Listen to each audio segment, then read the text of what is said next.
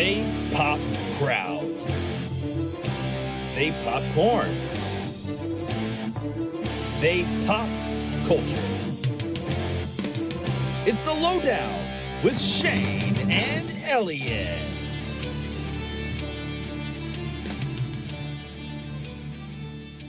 What is up, everyone? Welcome to the latest installment of the Lowdown Popcast. I am the voice of PCW, Elliot Popston. Alongside of me is the founder of the hottest wrestling promotion in the Mid-Atlantic. He is the agent and owner of Flyer Float Travel, where you can book your dream getaway at flyer-or-floattravel.com. He is New York's greatest export, Shane Dorr. Man, I got to get some more titles after that. You know, that's 2 or 3 different titles. I need a couple more. Well, we also have a what I'm thinking is going to be a new regular on the show with us. He is a 6-time fantasy football champion. But he lost all of his games this past week. Well, I mean, you know, touche. There's nothing he could say. Wasn't there? It's only week one. He is Kevin Nash's soon-to-be favorite podcaster. Kevin Nash just tore his quad. And I don't know what else we got because, he is the handbook. You know, you want to know something, he's got it. Gamecock enthusiast, podcast enthusiast, Jonathan Winberg. Hey, Jonathan. What's up? Glad to be here. Hey, man. Go ahead. I was just saying, I'm not going to, rain on your parade, but Shane is definitely, usually flexing when he gets his intro, and his guns compare nothing to the man sitting across from him. That's for sure. Well, we have. I'm scared. We got a very special guest today. He is 1 out of 4 people in college football history to have over 600 yards rushing, over 600 yards passing, over 600 yards receiving. He is the owner of BU4U, visionary. He's a PD boy. Shout out. Syvelle Newton. What's going on? He's a Gamecock. He's a Gamecock. Yeah. Former Gamecock. That's probably the most important thing there. I completely forgot to mention. Former Gamecock, quarterback, wide receiver. You played safety some. Everything. Yeah. Yeah. Go getter. And coach. It's true. Yeah. So speaking of coach, you've coached high school football recently too, and yeah. Well, it's been a while. I stepped away in about 2015. My last run was with Keenan High School as shared offensive coordinating duties with Coach Solomon, Freddie Solomon down there. Dude, Freddie coached me in high school. Really? Yeah, he was our wide receivers coach. Really? Yeah. So Freddie is he's cousins with Deion Jenner. Wow. Yeah. Did you know that? Okay. Yeah. Freddie he played at Benedict. He played at Benedict College as a wide receiver, right? If I remember correctly. I'm not sure, but I know good and well he coached wide receivers though. He also I know he was he played some semi-pro or arena football as well. Mm. Yeah, man. Freddie, I ain't seen that guy in a minute. The more we get to know each other, the smaller the world gets. It's smaller. Pretty interesting that way. So, man, dude, first, I'm excited. I've known you several years personally, but I know we're excited just to have you on because. Well, let's elaborate on that. I mean, so Syvelle was a guest invited by Elliot, our host Elliot Poston. How'd y'all come to meet? You want to tell the story? You tell the story, bro. All right. So honestly, he got a flat tire in Vive Church parking lot when I was leading worship there. Yeah. What? That was it. But I think it was I might have ran out of gas. That's typical in my life. Run out of gas. No, but I mean that was it. I mean it was a hot day. I remember it being hot. Walked out there and he was flat tire and needed gas or something. Yeah, one or the other. And knowing Elliot, he was probably the one that flattened your tire. Just to set this whole thing up. The Gamecocks driving by. Yeah, he siphoned the gas. But we just hey man, he pulled over in the parking lot. We started talking and Did you know who it was at the time? Nah. That's awesome. No. Yeah, no one knows. That's the best. Yeah, I was like, hey man, Elliot, what's your name? He said Syvelle. So Syvelle. Oh. Like the Syvelle? Like Syvelle, what's your last name? No, you introduced yourself as Syvelle Newton. I probably did. Normally, if especially at church on the church premises, I probably did say Syvelle. And the thing I'll speak to you about Elliot too is like, regardless of who it is, that's him. You know, that's exactly what he would have done. So Yeah. that doesn't surprise me at all. I was just like, Syvelle Newton. I was like, oh, from Marlboro County? Yep, sure was. You didn't pull the card. I didn't pull the card. I said, Marlboro County? I said, yeah, I know. Dude, I went to Johnsonville. And then we just, boom, hit it off. I was going to say, that's actually. That is funny because when me and Jonathan were talking, I was like, yeah, you got Syvelle Newton coming on. He goes, oh, Marlboro County.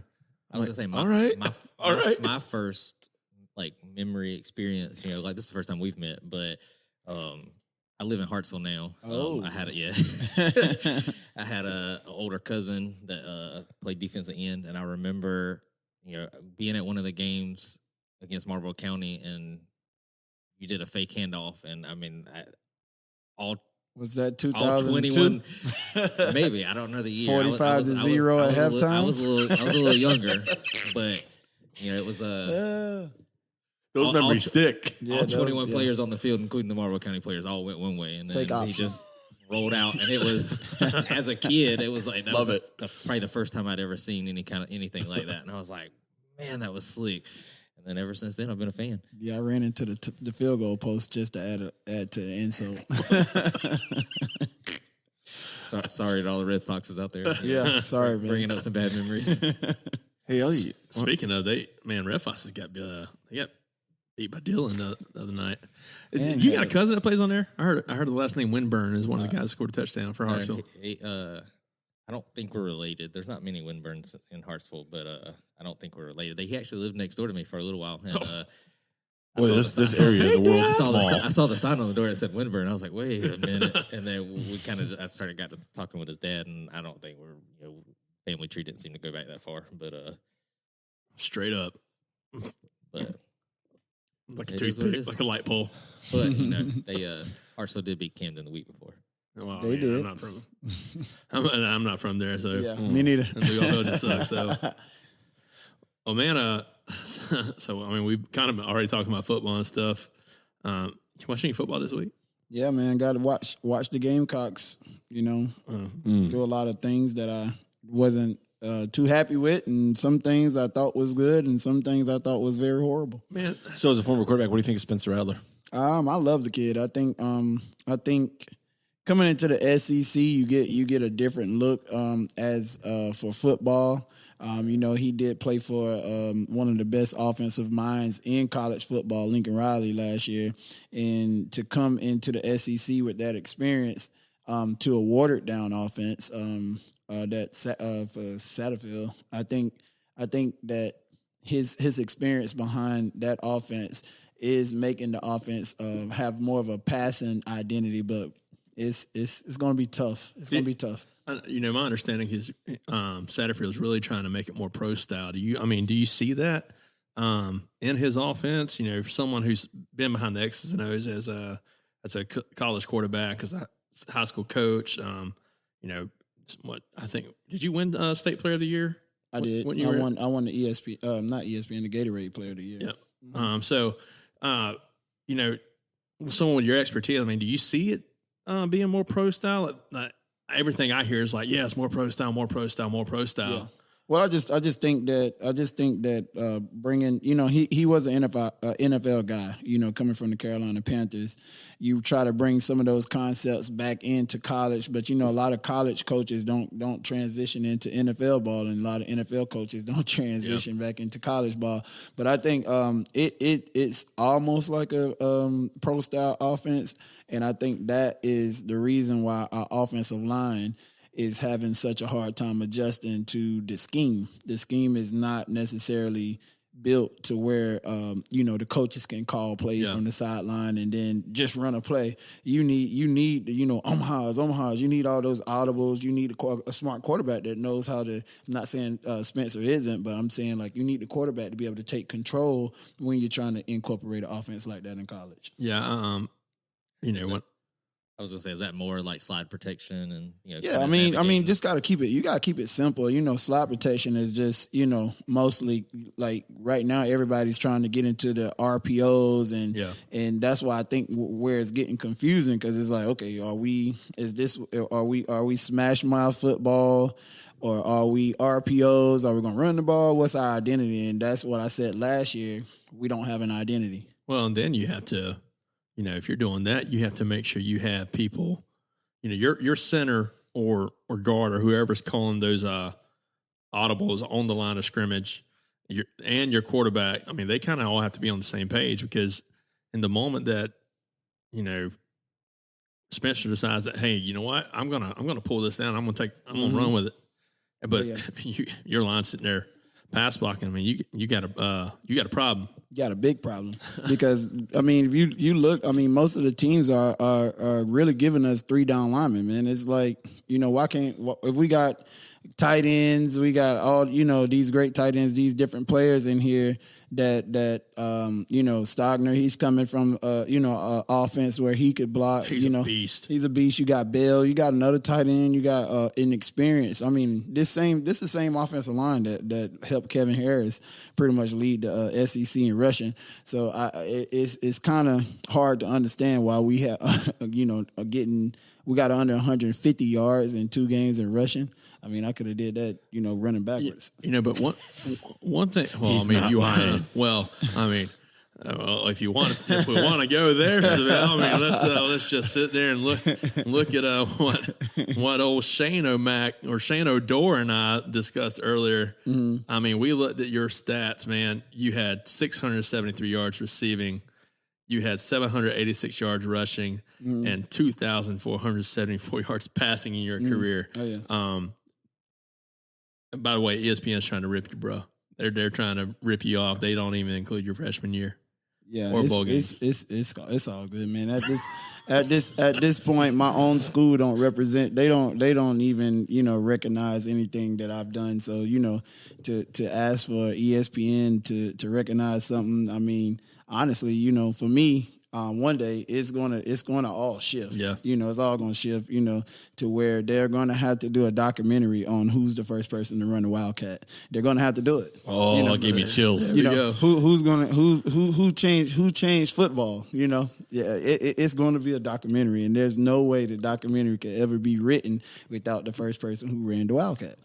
Well, we've every hair just stood up. I'm sorry. We've started diving in already deep, but before we continue, Shane's got something that we do called a Shane event, where he's got 10 rapid fire questions. I'm ready. And it's not even really questions. It's just like when I find out who we're interviewing, it's just 10 terms that are synonymous with you. Okay. And then I just name it and you just spit off anything that comes to mind. It could be a sentence, paragraph, whatever you want to elaborate on. Okay. Let's go. Good? I'm with it. All right. So number 1 is the famous Lou Holtz. Lou Holtz, great guy, great motivator, all about culture change. He was a little too old at the time. By the time I got there, it was time for him to hand it over to Skip, which I wish he would have did, so we could have made that easy transition. But he was definitely, a man of great character and building character. But definitely at that time, he was definitely at the end of his career. Well, Syvelle, you were one of my favorite players I ever got to coach. Yeah. He called me Tony Rice one more time. Tony Rice, I absolutely love you as a football player. Yep, that's him. Did you get to see the newspaper trick? Did he do the Yeah, he did all those tricks, man. He did the famous putting us to sleep, have all the players in the room, and we did the meditation where it's just like a sea, just like a sea. So he did all those tricks. It was actually great, man. Crazy thing is, you had Phil Petty, man, that just passed away. Great imitator. You got Eric Kimmery. Those guys, Eric Kimmery.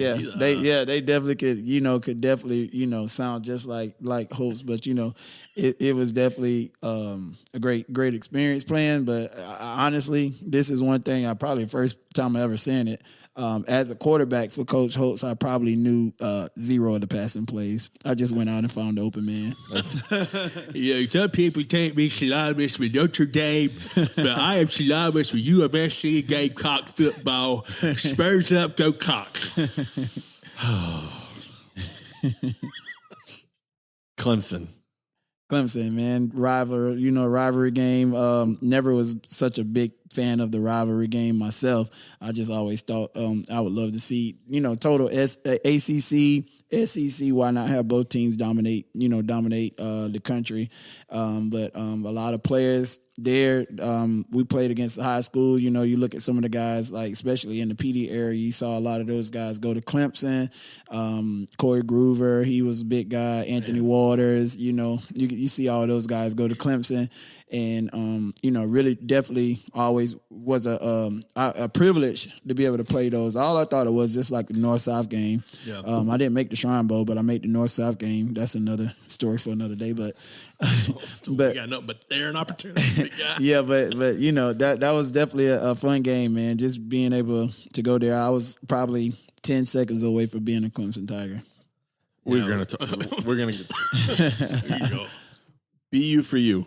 BU4U, man, it's my heart, it's my passion, it's my mission, it's my ministry, it's everything to me.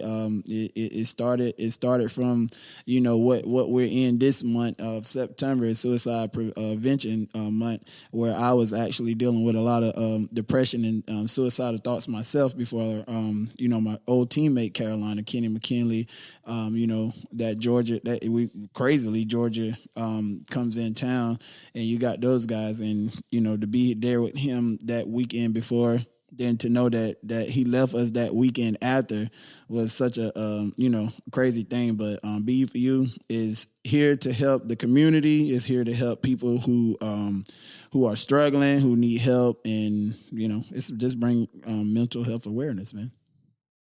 Awesome. The term versatility, Syvelle Newton. Amen, brother.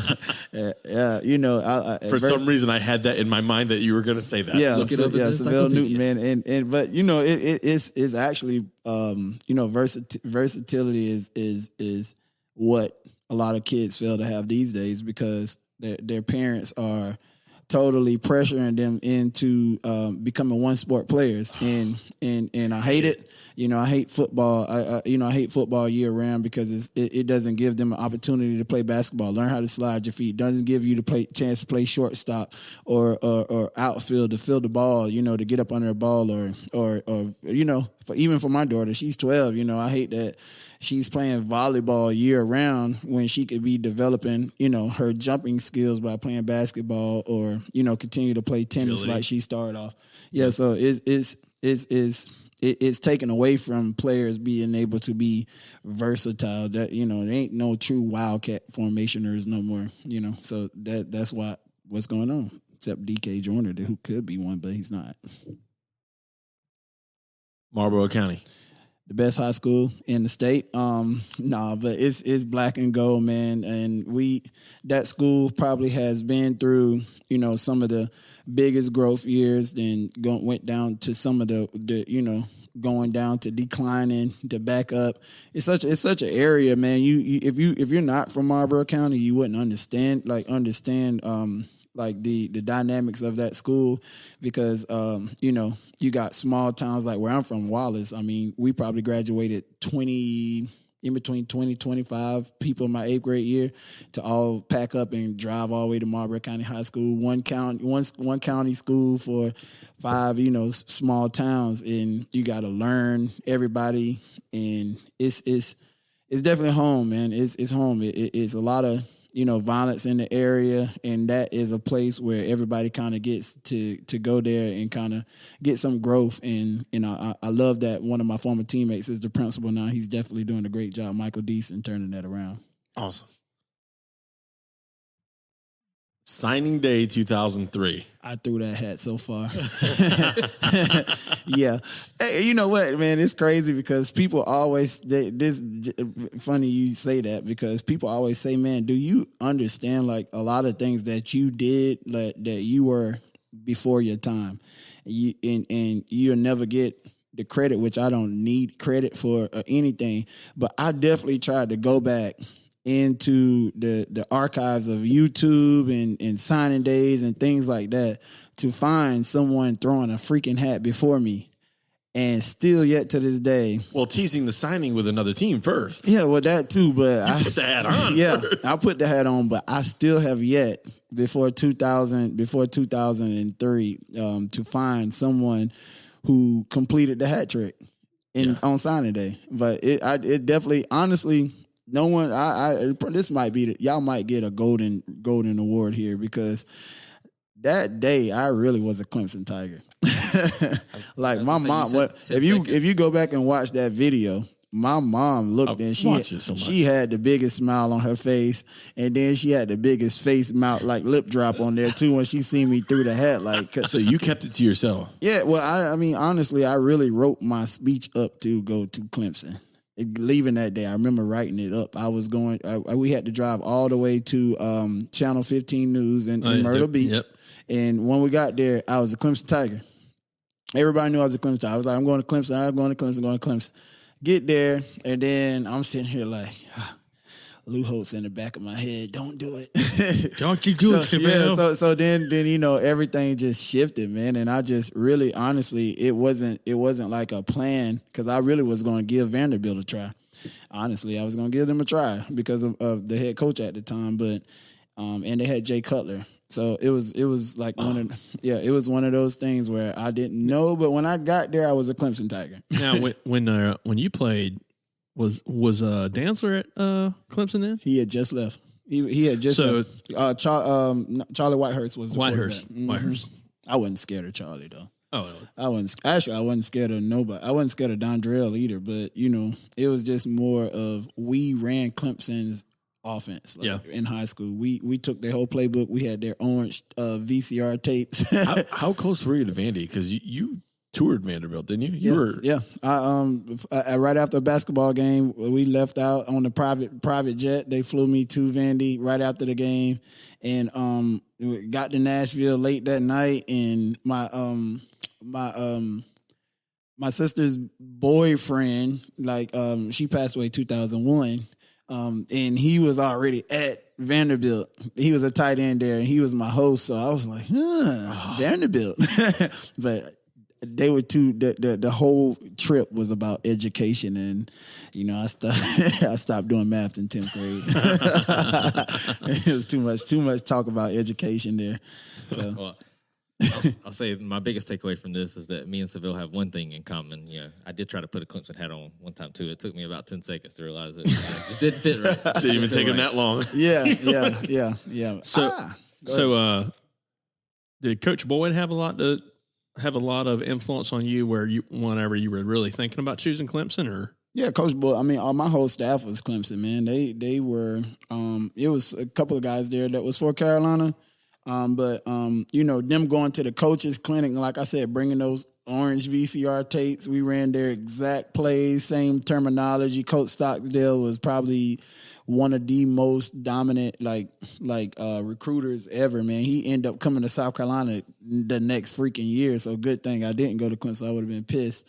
But just like I said, those coaches, Coach Boyd, I think a lot of them was probably, caught off guard by me throwing a hat, but I still have yet to find someone to throw the hat before me. One of these days, I'm going to get a lot of credit. Do you still have the hat? I don't got that hat. I don't want nothing to do with it. Oh, but if Carolina keeps screwing with me, I might put that orange hat on. Don't do it. That might piss everybody off. Coach Spurrier, man. It's a love-hate relationship. I could say so many things, man, about Coach Spurrier that would, piss a lot of people off, and I could say a whole lot of things that would make me let it be seen that I still respect him, because Coach Spurrier was actually the one who really taught me football. I knew football. I knew how to play football because I was versatile and I had so much talent. But to actually learn the game, I didn't learn the game until I met Coach Spurrier and his staff. I didn't think that when my first meeting with him, you know, he switched me from quarterback to wide receiver. Like, didn't give me a chance. And that went to say, like, okay, everybody's like, oh, you know, he's not going to play a black quarterback. And I was like, well, I guess that's true because he moved me the first day. But, you know, so it was a lot of love and hate there because I was like, how could you, you know, put Blake Mitchell in front of me? And everyone knows that Blake is spaghetti arm. Yeah. No one thought that no one on the team understood it, and just to go through the traumas that I went through while he was there was very hurtful, man. And you know, that's still why I have like such hard time even being a Carolina fan after my career because I went through so much during that time. But it's a love-hate relationship, you know, with him. But a lot of that stuff would be maybe told in a documentary or a tell-all book one day because it's so much, man. It's so much. I got a video clip of him after the Kentucky game. My family was pissed, man. Short story. I actually got it in my phone. I'll show you guys. Exclusive. I'm saving it. But right after the Kentucky game, if y'all can remember, that was the game that we beat them in Kentucky where we ran that big trick play. Yep. Kenny McKinley threw me the ball in the corner, and then we almost blew the game at the end. Nobody remembered that because of what happened, but he gave me permission to change plays. So every time I do something, I change a play. He get pissed off. We scored a touchdown. I changed the play. He was mad that we scored a touchdown. He just wanted to get all the credit for some odd reason. But after the game, when I was walking up, he does this fist pound thing. He don't give handshakes to nobody. So I went to reach up to give him a fist pound. He smacked my hand down and called me a stupid son of, you know what I'm saying? and my family seen it because, I mean, the cameras was on us. So I got the clip of it, but nobody ever seen it. And maybe like a game later, he pulled me at halftime and I never played another snap of offense, you know, for I was at safety. Unbelievable. Yeah, that's very unbelievable. Tackle him. Make tackles. Me go tackle somebody. Got to tackle Tim Tebow the first freaking game. Yeah, right. The Canadian Football League. Canadian Football League it sucks. I mean, it sucks. Full of crap. I mean, it was like they suckered me in, man. They lied. They did so much that. So first, I met this guy. His name was Jim Pop. This was right after the combine when they found out I had the fractured pelvic bone. So that's the reason why I didn't go to the NFL. People think it was because I was slow, but I never ran a full freaking 6 or 4.7 ever in my life. It was just I didn't know I had a fractured pelvic bone either. So I thought I was running fast, but I was actually running real slow. But I met the guy. He offered me a real good contract. I think the contract was like upper $80,000, you know, to come in and just to be a backup to Cavilla, who was like the Peyton Manning of CFL. And he was getting ready to retire soon, so they thought that I would kind of transition into that. And I asked them before I went, I said, man, listen, if y'all going to change my position, just leave me here.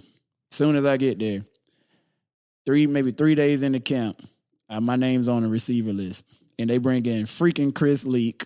And I'm like, oh my God, I can't shake this guy. I can't shake him in high school. I can't shake him in college. I can't shake him in the pros. So I was just like, man, you know, we had a meeting. They tried to take almost $40,000 away from my contract to moving me to receiver. And I said, hey, what's the quickest airplane ticket you can get me? Left. And that was the black ball. You know, I went to arena ball, balled out, man, everywhere I went, and could never get into a way because the Montreal Alouettes held my rights. And if any team, you know, inquired to my agent about me, they would never like release my rights. So it was a bunch of bullcrap. Wow. A lot of bullcrap. Man, we're hearing all man, we're learning a lot of stuff. Hey, guys, right? I chose the right terms. Yeah. I want the book now. Yeah, it's you coming. let me know when it's coming. Yeah. Williams-Brice Stadium. Williams-Brice Stadium is the stadium, man. It's fun. I don't know where the sandstorm crap came from. I don't think we had it when I played. If we did, I never heard it. But you know, to be able to run out to one of your favorite nemesis wrestlers growing up, Ric Flair. Woo! Yeah. So you know, I was a big Sting fan. you know. So Oh yeah. That's gonna be part of the conversation. Yeah, so you got Ric Flair, Ric Flair music you running out to, and just, I mean, it's loud. It's loud, but it's definitely not as loud as other stadiums, but it's loud in there. And the fans are going to be there regardless, win, lose, or draw. And I was a big fan guy. Like I missed the team bus almost every home game, staying after and signing autographs while all the team like, hey man, we got to get to the party. I'm like, well, go ahead. My mama bring me to the dorms. So I stayed after. I signed each and every autograph to every kid left out from the stadium. So it was a great experience in William Bryce. And the last one is SEC. SEC football is always going to be the SEC football, regardless to, win, lose, or draws, coming how, it has shifted over the past couple of years. More your lower level teams are stepping up. I think the talent, because of the transfer portal, is helping a lot of these teams. A lot of teams are doing more JUCO recruiting now, which they always have, but the JUCO powers are going to a lot of schools where they can stand out now. And, even like look what Dion's doing at a HBCU school. So you got Coach Prime. Yeah, Coach Prime. You got talent. You just got talent everywhere. Anybody can get beat on any day. It's like Texas A&M. Anybody can get beat on any freaking day. And, the SEC, when I played, the SEC was a real SEC. Like, it's definitely not the same now. You had 6'4", 6'5" linebackers. Your DNs was really DNs back then. Now it's like you got these 205, 210 running backs playing linebackers, and the D tackles are not big anymore. More built for speed. More built for speed, and the team that normally gets the bigger guys like Georgia had last year, it shows their dominance. But now, you take these guys that was once linebackers, now they playing D-line, and is definitely not looking like the SEC football anymore. But it when I played, it was the SEC football. So what? You mentioned how loud that USC is. Mm-hmm. What's the loudest stadium you've ever played in? The loudest stadium the loudest Swamp? No. The Swamp. It's all about the how close the fans are to the field. Oh yeah. For who's on the field. The loudest stadium I ever played in was when we played in Little Rock, Arkansas. Oh. Like Arkansas, it was not Fayetteville, Arkansas. It was Little Rock. They played because they would always make Coach Holtz go to Little Rock. They would never let him go to the new stadium in Fayetteville. So it was so loud in there. I'm talking about like I'm looking around. I'm like, God, what did he just call? I'm just gonna block this play. Hopefully that it's a run play because Coach Holtz loved to run. So I was doing a whole bunch of fake routes anyway. But but Little Rock, it only held like 45 to 60,000 fans, man, and it was like crazy. And nothing beats hearing Rocky Top, man. Rocky Top, Tennessee. The fans sitting 100,000 sitting right on top of each other. I know, it was crazy. We played them overtime that year, and I'm talking about it was the loudest between that and Arkansas. Man, it's top. I everybody else, I could have made it through that, but Arkansas was loud. Mm. Yeah, and that was one of the questions I had whenever we're going through the Shane event. But you were talking about the transfer portal. So, what are your thoughts on the NIL and transfer portal and stuff as far as just what it's doing for college sports? Well, NIL and transfer portal. I would definitely separate those two as a conversation. But the transfer portal, I think. Man, I wish it was around when I was around. That's all I can say because, I would have been one of the people in the transfer portal as soon as Coach Spurrier told me I wasn't a quarterback. I'm going to Clemson, guys. Yeah, I would have went somewhere, but, because he told me, like I could transfer. But then, you go to a school, you got to sit out for a year to be able to play. And I think right now with talent, like, you look at Joyner's situation. I mean, why he chose to stay, I don't know. But yeah. I thought he graduated. No, man, he got 2 more years. got 2 more years. From my understanding, Was there an injury? Well, I know you got the they COVID got year. they got the COVID year, and he's just I think he's in Red shirt? class as a redshirt senior. I didn't realize Spencer Rattler was just a junior. Yeah, so I didn't realize that either. So transfer portal, but it's scary. I think the transfer portal is also scary because a lot of kids go into the transfer portal without even having a place to go. And it's like you're back in recruiting now. Now you got to send film out, hoping that a school would take you in. And a lot of players get stuck in the transfer portal. But I think it's great for sports. I think it's great for look at Chase Bryce. I mean, look at that guy. Look at Ryan, he's killing it. Look at what if Ryan Helinski stayed here? He'd be on the back of the bench. Yeah. You look at these guys, you give them a chance to go to these colleges to use their talent instead of It definitely creates more opportunity. Creates more opportunity for players. So where's Helinski at now? Northwestern. Okay. Yeah. He had a good week. Yeah, the week before. Week 1. Yeah. Yeah, Helinski, man, believe it. I met that man the first week that I was actually the first person to really greet him on campus when he got here for official. I picked him up in my beat up truck, and we went to the stadium, and he loved my mission, well, because of his brother, right? Because of his brother. Yeah. So we clicked it right off the. I was like, well, and we went and trained at the facility, and it turned from me training him to training, all the other guys, them guys coming to the gym to work out and things like that. And that was one of the biggest fallouts with USC in the recent past years, because they sent the text out to all the players on the team and told them that they cannot train with Syvelle Newton. So I was like, what did I do to you guys? I mean, I don't know nothing about you guys, but they sent that text out, and it was ever since then, like, I hated Carolina. Sorry. No, you ain't got to apologize to me. I hate him too. So. He's over there. I hate to hear it. Just check my Twitter. I'm gonna go back. I don't take a break on them guys, man. I guess I should have tagged Gamecock football, Spurs up, Gamecock Nation, UFSC, and all these TikToks I created the past 3 days. You better. Oops. So you talked about the transfer portal. So what are your thoughts on NIL? I mean, Man, I wish it was around when I played, because when you walked in the Russell House, all you seen was number 13 jerseys. I would have had some money to send home to my mom, who was struggling back then. We couldn't work. You couldn't work when I played. Like, it was no opportunities to go. Like the guys who didn't even that was walk-ons, they couldn't have jobs.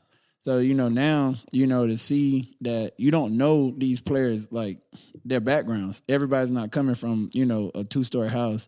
Everybody, your best athletes are coming from a broke down house, and, they got their little siblings to take care of. Mom might be a single parent and things like that, who need that money to be sent home. So, I don't like the way it is. I don't like the actual, that it doesn't have any structure.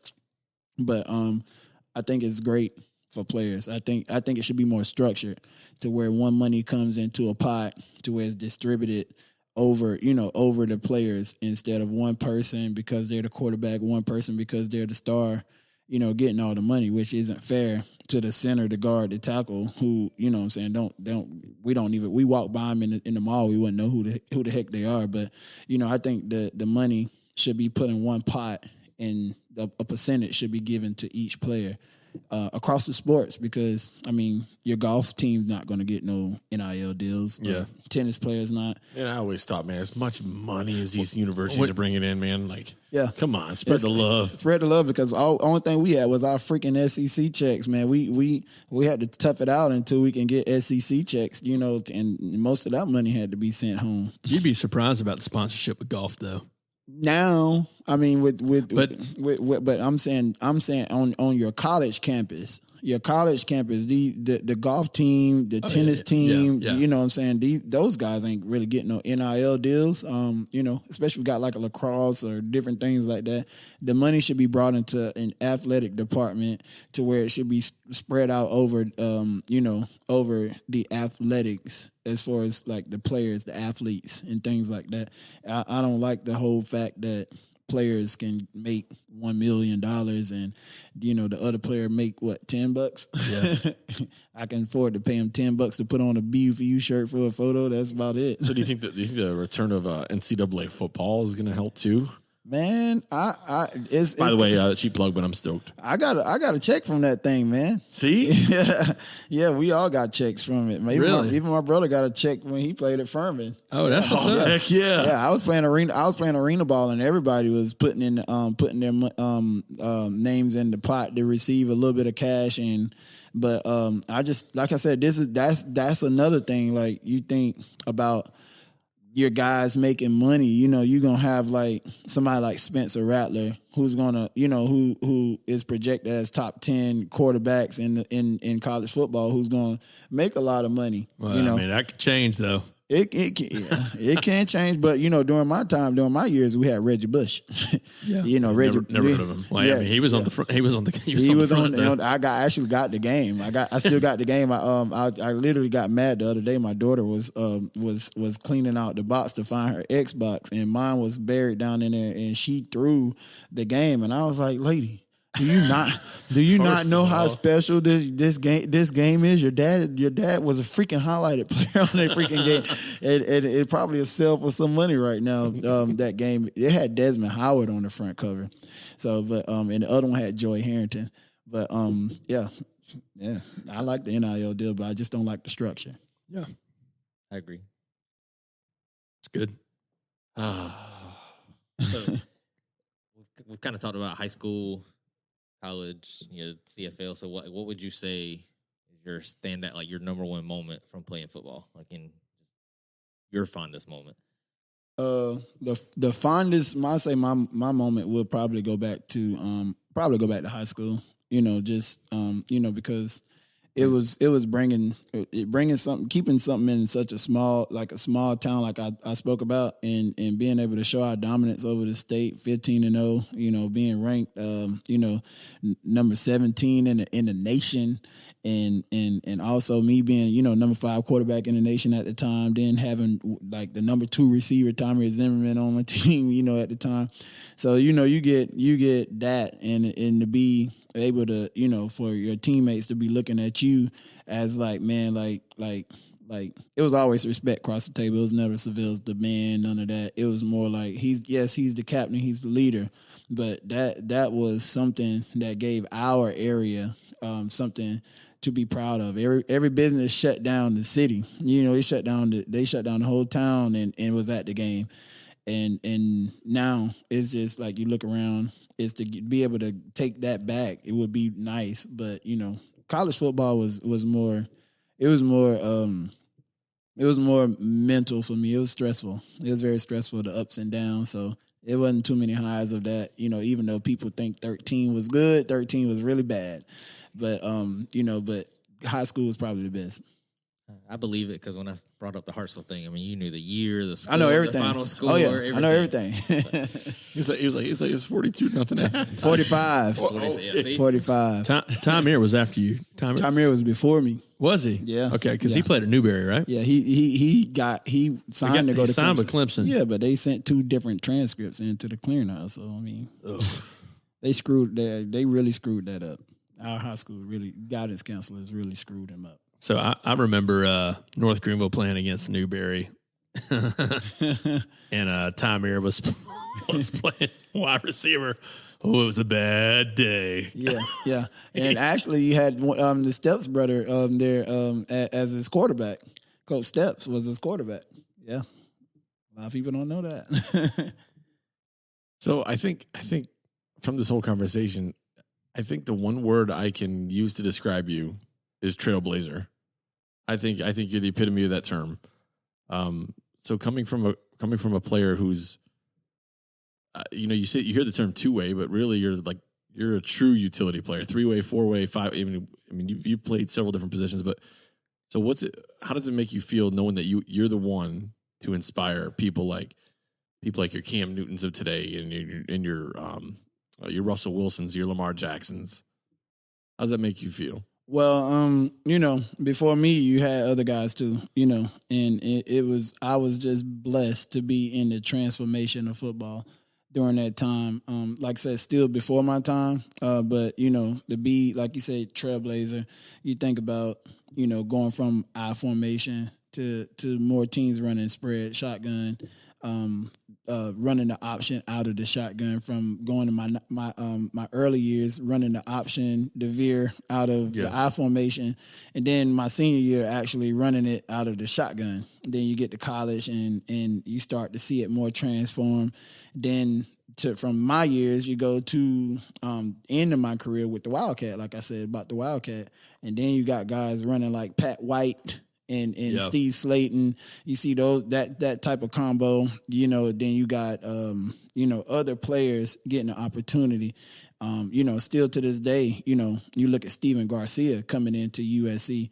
Would Coach Spurrier ever, you know, pulled a running quarterback or Connor Shaw out of the school that he came, Flowery Branch, if he couldn't run, if he never seen a running quarterback or coached a running quarterback? So I like the term trailblazer. It kind of do, but, you know, I like to say trendsetter too. You know, I set a lot of trends, and that's not a cocky, arrogant thing. It's more like I'm just was one of those guys that you didn't know what to do with them. You didn't know where to put me. You didn't know how I could help the team or anything like that. But I was just humble, and I was very open. So, you know, I was hurt, but I was open. So who would? I mean, knowing how mobile and everything as a quarterback you were, you know, first three quarterbacks that come to mind who were, well, I guess I could say four. You know, Steve Young, Steve McNair, Michael Vick, Randall Cunningham. Are any of those three quarterbacks that you kind of modeled? You know, or were you more like a Troy Aikman fan or Joe Montana fan? Or? Definitely never would cheer for the Cowboys. Okay. All right, ladies and gentlemen. Never. You know, but I mean, you know, who was some of the quarterbacks growing up that you watched? I mean, Charlie Ward was yeah, he was one of those guys, but, you know, I was definitely a Steve Young. I'm a 49er fan, so, okay. You know, you got those guys. But you know, honestly, man, it was a lot of quarterbacks, man. Even Mark Brunell, man, you know, his name never get old lefty. Brunell. Yeah, you know, Donovan McNabb, Syracuse. You know, Syracuse. You got Mike Vick was probably the one that was really starting to come into play during that time that I was finishing up high school. But Vince Young, he was Vince Young was my college years, and you know, you had a lot of people. Even Woodrow, you know, Woody Dantzler. Woody Dantzler was definitely somebody. But for me, it was definitely my 49er, my quarterbacks, Steve Young and Joe Montana. Everybody wanted to be like those guys. Joe Montana was the greatest linebacker of all time. Yeah, you better believe it. Joe Montana. The goat before the goat. Yeah. So what's next for Syvelle Newton? Man, the community, man. It's all I care about.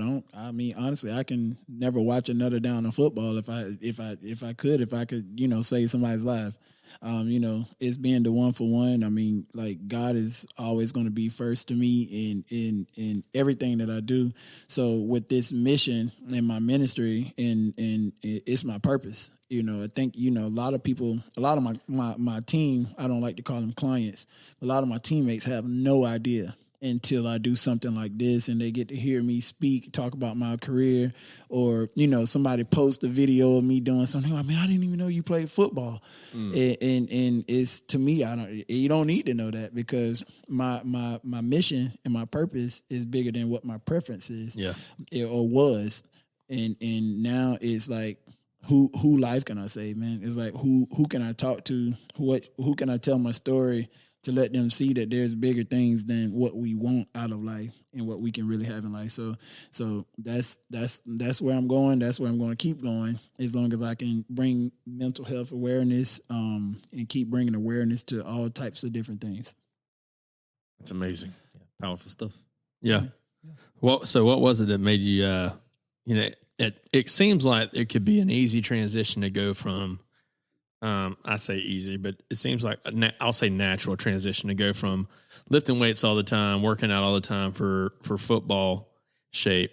What made you decide and, hey, you know what? This is what I want to do the rest of my life. I want to coach people in health or train people in health. And not only, you mentioned your mental, and I think that's what kind of fed into your mental health. I want to help people. You're about yourself. But what made you say, hey, you know what? I want to help people get physically fit on top of being mentally fit. Like, what was it that kind of drove that? Well, I know I've been knowing fitness for a while, and my brother's a good trainer himself. And it's just a way, honestly, man, it's an invite. It's an open invite because you got people who want to lose weight. You got people who want to get strong. You got people who want to do all kind of things with their bodies. I mean, you got some ladies, they want to be seen a certain way. You got some guys that want to have all the muscles when they take their shirt off. But it's all of that is still mental. It's still mental. And for me, one of my biggest slogans that I use is deeper than fitness. So when you got something that's deeper than people walking in the gym and lifting weights, it's an opportunity because how many of my team come in and they're crying because they got, things going on at home that no one's there to help them get through. Or how many of the ladies who are struggling to raise their kids alone that needs to hear somebody has their support, or someone who loses a mother or loses a father or a brother or something like that. I can say, hey man, I've been through that. So it's there, and counseling is so important. But, until you have somebody like a Syvelle Newton who everyone kind of looks at and says like, man, like there's no way he dealt with mental health issues. But, to be able to go into someone's life and just to be like, man, yeah, man, I don't care about the accolades. The only thing I care about is that you get yourself together. Like, well, how can I help you? How can I be there for you? So, that's just what, the word even says, because it's all deep in me. So to be able to do that type of stuff, that type of work is way better than 80,000, 90,000 fans screaming for me. Good. Yeah. Makes me want to go work out. Oh yeah. I want to get big, strong, strong. All right. So you speaking of big and strong, you alluded to it. You said the Ric Flair theme music. So somewhere deep down in that body, there's a wrestling fan at one time. Yeah. Oh yeah. Major wrestling. You got to tell us about that, because obviously you might not know, but Hey, I don't know that he does. all right. So I founded South Carolina's largest pro wrestling company, Really? Palmetto Championship Wrestling here in Columbia. Okay. And Elliot Poston is our ring announcer. All right. So we're rather large. So hearing that kind of, and I'm just a fan.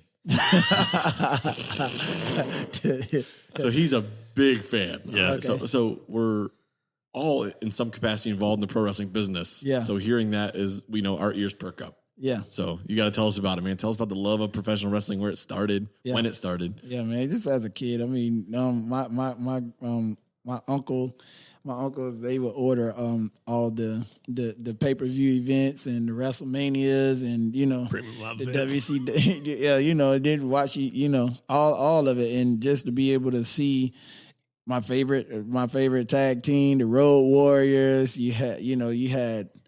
I can go down the list, man.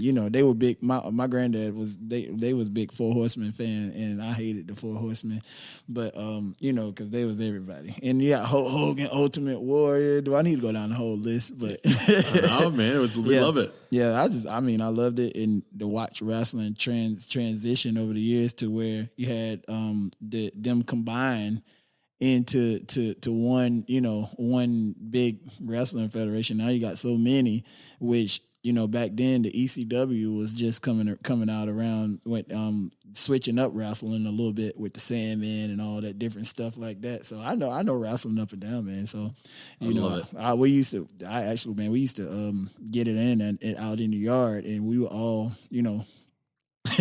get in the yard and just create these wrestling moves. I'm Jeff Hardy. We everybody until somebody broke a freaking bone, So and I'll never forget Quentin Till, one of my teammates. He ended up going to play to the NFL out of Coastal Carolina. And one of the hardest wrestling moves I ever got put in. We this was when the DDT was coming out, and the DDT was coming. It was coming out, but it was the reverse DDT that Sting was doing. And he walked up behind me, Scorpion and I'm talking about the Scorpion Death Drop, and he caught me, he wrapped me around, and I thought wrestling was as fake, but when my head hit that ground, I was out. I think that was my first real concussion ever in life, man. Not even in the game, bro. No, it was just after recess. Like we was just walking up to people, doing the Goldberg, doing the Goldberg Spirit and everything like that. So that goes to tell you how old I am. But yeah, man, he caught me with the Scorpion Death Drop, and it was the worst feeling ever because I laid on the ground. Everybody thought I was out for a while. Man, I used to walk through my elementary school, yelled, "Suck it." Shane, write these sentences. I will not say "suck it" at school. That's exactly what they made us do. Yeah, Stand in the corner. We tell people all the time that it's wrestling isn't fake; it's scripted. There's a difference, a big difference. I mean, it hurts, bro. It hurts a lot. Dude, I didn't have a voice for like almost I had to lead worship on Sunday, and man, it took everything I could do to lead worship on Sunday because my voice was so sore from screaming and from announcing Saturday night. Yeah, we had our most recent show Saturday night, and it was a huge turnout. I know I made you sweat a little bit by knocking that microphone. I mean, my wife, you got to deal with. No scratches, Lindsay. Do you follow wrestling at all now? Oh no, man! Honestly, I don't. I just seen Ric Flair fight his retirement fight, and just like I said, it's too much now. It's too many. It's too scripted.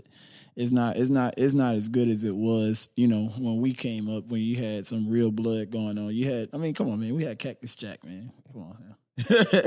We had real blood going on. We had Vader. We had all the guys that were really Vader time. So you got real wrestling used to go on back in the day. Now it's too scripted, man. I mean, these guys.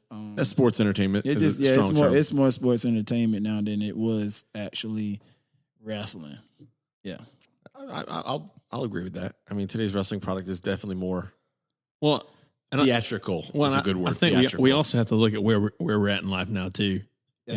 Watching it when we're kids. I mean, because I'm sure Asher will look at AEW or WWE or PCW and just be like, "God, it's the best thing ever." Yeah, true. That's true. That's true. Me, I'm like, graphics. The graphics and things have changed too. For what you go back and you watch some of those old wrestling matches and why was the screen so great? Yeah, the screen. It's all part of like this evolution. It's all part of but it was totally different. Now you can see everything. Well, you can see missed punches and things are cyclical, man. But talking about like the evolution of football, how it's changed, and it's everything's got a cycle. Yeah. I mean, it's the evolution of entertainment. I mean, you look at movies nowadays compared to how they were in the 90s. I mean, special effects and stuff. I mean, we were talking about Jeepers Creepers earlier, right? More entertaining. I mean, the graphics are better, special effects are better. So, you got to, they have to kind of keep pace. And then I think that's where a lot of the, Michael Myers and Freddy Krueger don't scare me at all anymore. No. Oh man, I do love watching those movies though. But you have to go back and watch. They're just not like now. Cheesy, they're so cheesy. You go back and you watch some of those movies now. You're like, I was really scared of them back in the day. I was Chucky. I was scared of Chucky. Chucky sucks, dude. Want to play? So before you got here, we were talking about Jeepers Creepers because they're coming out with a new Jeepers Creepers whole trilogy. Yeah, and everything and. Shane was talking about how he's excited. He's like, "Are y'all excited?" I'm like, "Nah, not really. I'm not excited." Yeah. Jonathan, it's remade. It's gonna be good. Jonathan said, "Yeah, I liked the first one that came out, and I just rewatched it the other day, and it was not good at all." But no, that's yeah, the evolution of just everything. Everything's getting faster. Football's changing because the kids are faster, stronger, bigger than they were. I don't know about bigger. If anything, they're smaller. And I don't think they're stronger because I done trained some of these college athletes, and they come in and some of the women that I'm training are stronger. Maybe I should say it this way. I'm straight up being serious about that. Maybe I should say it this way, that they're so like, I guess for me, you see these kids that are almost quote unquote grown man strength. Mm-hmm. Where I feel like when we were in school, 18 to 22 was whenever you were getting, and I mean, in college, that was your best strength. Mm-hmm. Where now it seems like they're reaching that echelon pinnacle. Mm-hmm. They're reaching that at like 15, 16 years old now. Mm-hmm. So they're able to dominate in high school, but then they get to college and they realize, oh crap, all these other guys are the same way. And maybe it was the same way back then too. Yeah. Just didn't realize it. But, I look at my kid now, my kid's 7 and he's a giant. I'm like, holy crap, this is a big kid. Just trying to figure out, looking forward, how big is he going to be? Like, yeah, man. Yeah. It's also the access, man. Kids will have more access now. We didn't have trainers back in the day. We played with a 3-liter bottle outside. Yeah. Now they got access to everything. Things that we couldn't once get, like the kids can get now easily. And then you got access to trainers they got YouTube, they got Huddle, they got everything, everything that we didn't have, that if we had back in the day, our talent level. I mean, if you think about it, and one basketball was just becoming a thing. Like when I was like in high school. I used to sit down and watch that thing for hours. Yeah, but then we never knew, like, none of the street ball, that, as they called it, moves. And now you see every basketball player that's in the NBA, they get to do these moves because they got access to Euro players. They got access to everything. We didn't have that. That's just the transformation of the games. Yeah, we used to call Euro step a walk. Yeah, it was a walk. You could not do a step back in high school without getting. I know. I was starting point guard. We won the basketball state championship too, and I never dribbled through the legs. So that's just one of the things now. These the players, you see them walk the ball up the court, going behind the back and stuff like that. It's just now that they have more access to these type of things that we once had. They weren't bigger, they weren't stronger. I don't think they were faster either, because come on, you got Darryl Green, no NFL player. These guys, the 40s even time different now, so it's just different. I think having access to YouTube and Huddle and all that's a great thing, but I think sometimes it can be too much information. It's aggravating, my man. son's 15 and the opposite of Elliot. He's a toothpick. He is basically see-through, but he just started doing training for baseball, and he's kind of was like, what can I do in my free time, or when I'm not training? And I my first thing was go to YouTube, but then I realized you could have 10 coaches tell him to do 10 different things, and he's going to try to do all 10 at the same time. And I think it loses. Then he starts to lose focus on. Yeah, just how should I do it? Or one coach is telling me, one coach I'm at in the batter's box. One coach is telling me to lift my elbow. The other coach is telling me to drop my elbow, and then his focus is all over the place instead of actually just going out there and playing baseball. Well, and I think Syvelle mentioned it earlier. I think often now we try to make kids just one sport athletes, and not saying that isn't necessarily a good thing, but for me, it's, hey, if your kid's interested in more than one sport, let them play more than one sport. Yeah, It's the parents, man. It's an open-minded thing, man. Yeah, it's the parents. Like, you learn so many valuable things from. Like I played 3. I was basketball, baseball, football, and you could take. There's so much you can take from each one, and apply it to the other. Mm-hmm. They all go. Everything goes hand in hand. So I never played baseball. I couldn't see. I tried out one year, and I couldn't see the ball because I didn't have contacts then. Mm-hmm. So like when I played football in high school, I was playing without glasses, so everything was just blurry to me. Wow. And dangerous. Yeah, it was just one of those things. Elliot, why'd you hit your own guy? Yeah. Well, no, I never had that issue, luckily, because I played linebacker and tight end. So so everything was pretty close. But no, I mean, that was just some of the things that when I didn't get contacts till I was in college. So wow. Man, Syvelle, normally we're live in studio at Casa de Popston with our guests. So This was actually a really awesome experience, Syvelle. Thank you so much. Yeah, it's man. a different time for us because normally we'll end the conference call or whatever, and we'll continue on. So, man, you're more than welcome to stay, or if you got to go, man, we completely understand. Yeah. He's like, Yeah. But I gotta get. it's like, man, I got 12-year-old child at home. but let the people know how they can connect with you, a little bit about your business and stuff, and we'll release you, man. We'll let you go. Yeah, man. You can contact me. Everything is just Syvelle Newton. Not such a big switch up on Twitter. Syvelle Newton, Facebook. Syvelle Newton, Instagram. Syvelle Newton. Everything is just Syvelle Newton. But you can also follow my mission is just BU4U. That's just and the letter BU and the number 4U. That's the mission. So make sure you follow that too. But everything else is just my name. Ain't no switch up. I don't got no nicknames. Well, man, I know I appreciate you and everything. I'm sure these guys appreciate your time and stuff too. Man, we just want to say good luck. Good luck with everything you have going on. Good luck with the continuous development and growth of BU4U. And man, anytime you want to come back, man, your door's always open, brother. All right, y'all just let me know, man. And Syvelle, I'm just gonna say thank you for your many years as a Gamecock, but even more importantly, thank you for what you continue to do for your local community. Oh yeah, and having that set as a priority because that speaks volumes about your character, and we appreciate it. Thank you, man. Thank y'all for having me. And like I say, anytime y'all want me to come back and talk some more Carolina junk, I will. Well, my wife also teaches at Hartsville High, so go Red Foxes.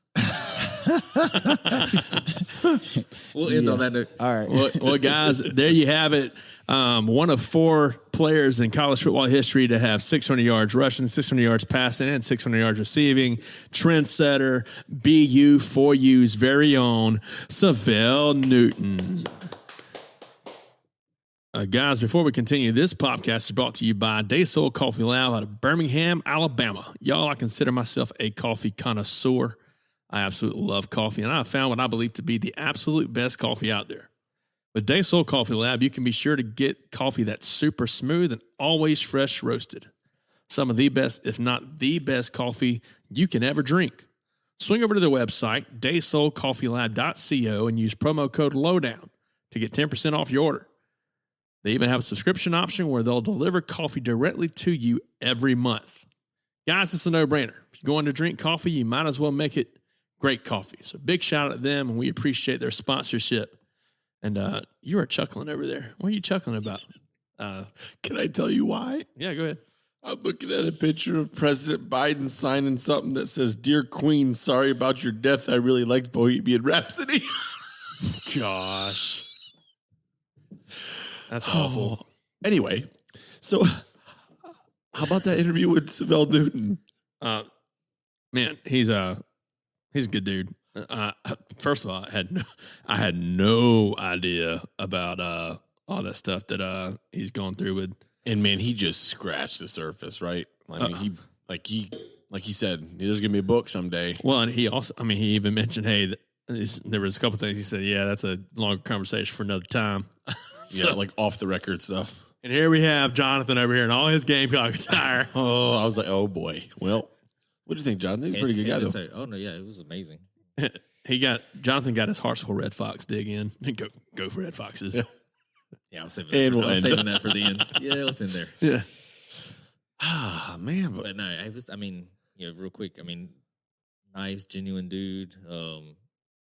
Probably one of my. I brought it up. That was my first memory of him. But that was probably one of my first just overall football memories. I was middle school maybe. It wasn't really into watching NFL and college football that much at the time. So just kind of seeing trailblazer, trendsetter out there. It was, you could tell something special was going on. Yeah, he man, I don't know if you used to do this, Jonathan, but I remember watching WBTW. Sorry, I burped. WBTW TV 13. What they call it back then? Every Friday night, when I get home. Like the zone or The something. Zone or something. Well, the Zone is TV 15, but they used to do another one. End Zone. I don't remember, but his name was Greg Tolan, something like that. That was a big name back then. But man, I remember watching high school highlights every Friday night after the football game, and Syvelle was on there all the time. And after talking to him, you can't just help but think, being like, what could have been? What would have been? What if the transfer portal was in existence when he played? Where would he have gone? Like, what do we? Well, so many questions. We just found out that he thought he was running fast, but coming to find out, he had a screwed up hip. Didn't even know it. The pelvis or hip? Pelvic bone. He said, I like to go fast. I said he's so fast to me, fast but not fast. Just absolutely amazing, man. Even better human being. And what he's doing for like people in mental health awareness is huge for me. Yeah, I think it's definitely one of the most important things in somebody's life. So just seeing what he's doing for people. I wasn't expecting the conversation to go the direction it did. So, but because it did, I didn't even have the chance to ask him about South Carolina versus Georgia this coming week. We know what he would say there. Well, it's going to be a bloodbath. And I was hoping. But wait a minute. Let's also say he also did say it is college football. Anything can happen in college football. Yeah, and he did say that. And that is true. But It is very true. I really enjoyed how he elaborated on the issues that we're seeing with Carolina's offense, how it's just too complex. And that's just that's something that I don't know X's and O's, obviously, like he knows it, right? But none of us do, that's for sure. But I do remember when coaching football in high school as a grad assistant, keeping stuff simple is always the best way to kind of go back to get to your roots. And RPOs nowadays, and you hear, well, an RPO can completely go off the rails if your O-line is expecting a pass and your quarterback decides to run, or vice versa. So knowing the struggles that South Carolina's had with their O-line, looking at how good Georgia looks this year. All right, it's awful early here. Come on now. This might be the week the Gamecocks pull it together. I told a buddy of mine earlier today. I'm gonna be honest. I hope it is. I'm not a Gamecock fan. I told my buddy earlier today, we were talking about how horrible the offensive line is. The key to the offense is Spencer Rattler, keeping him upright and giving him time. You have a Heisman you have a Heisman candidate as a quarterback. For a quarterback, keep him upright, give him time to make a play, whether he's got to roll out, whether he's got to whether he's going to pass it, whatever he's going to do, just give him time, and all the rest will happen. But that O-line needs some help badly. Yeah, man, and I would love to see Carolina pull it out this week. I would absolutely love that. Oh, then we could rub it in Chris Evans' face. Oh, well, that's always the best thing. He'll just say, "How many wings do y'all have?" Yeah, wings or rings? Rings. How many rings do y'all have? Wings, we have 2. Bulldogs have 0. But no, I do love SEC rivalries, man. I love Carolina, Georgia. So I think statistically doesn't look too good, but it's gonna be fun either way. Anybody know what the bet line is? I don't even want to look. Come on, handbook. He knows. He just doesn't want to say it. Yeah, it's not looking. We're good. 62-point underdogs. What's the over under? Georgia's favored by 24. Let's keep it close. You take what game you're watching. Over under is 52.5. You taking the points? I mean, because Georgia could easily score 42. I will take the over and under. I don't know.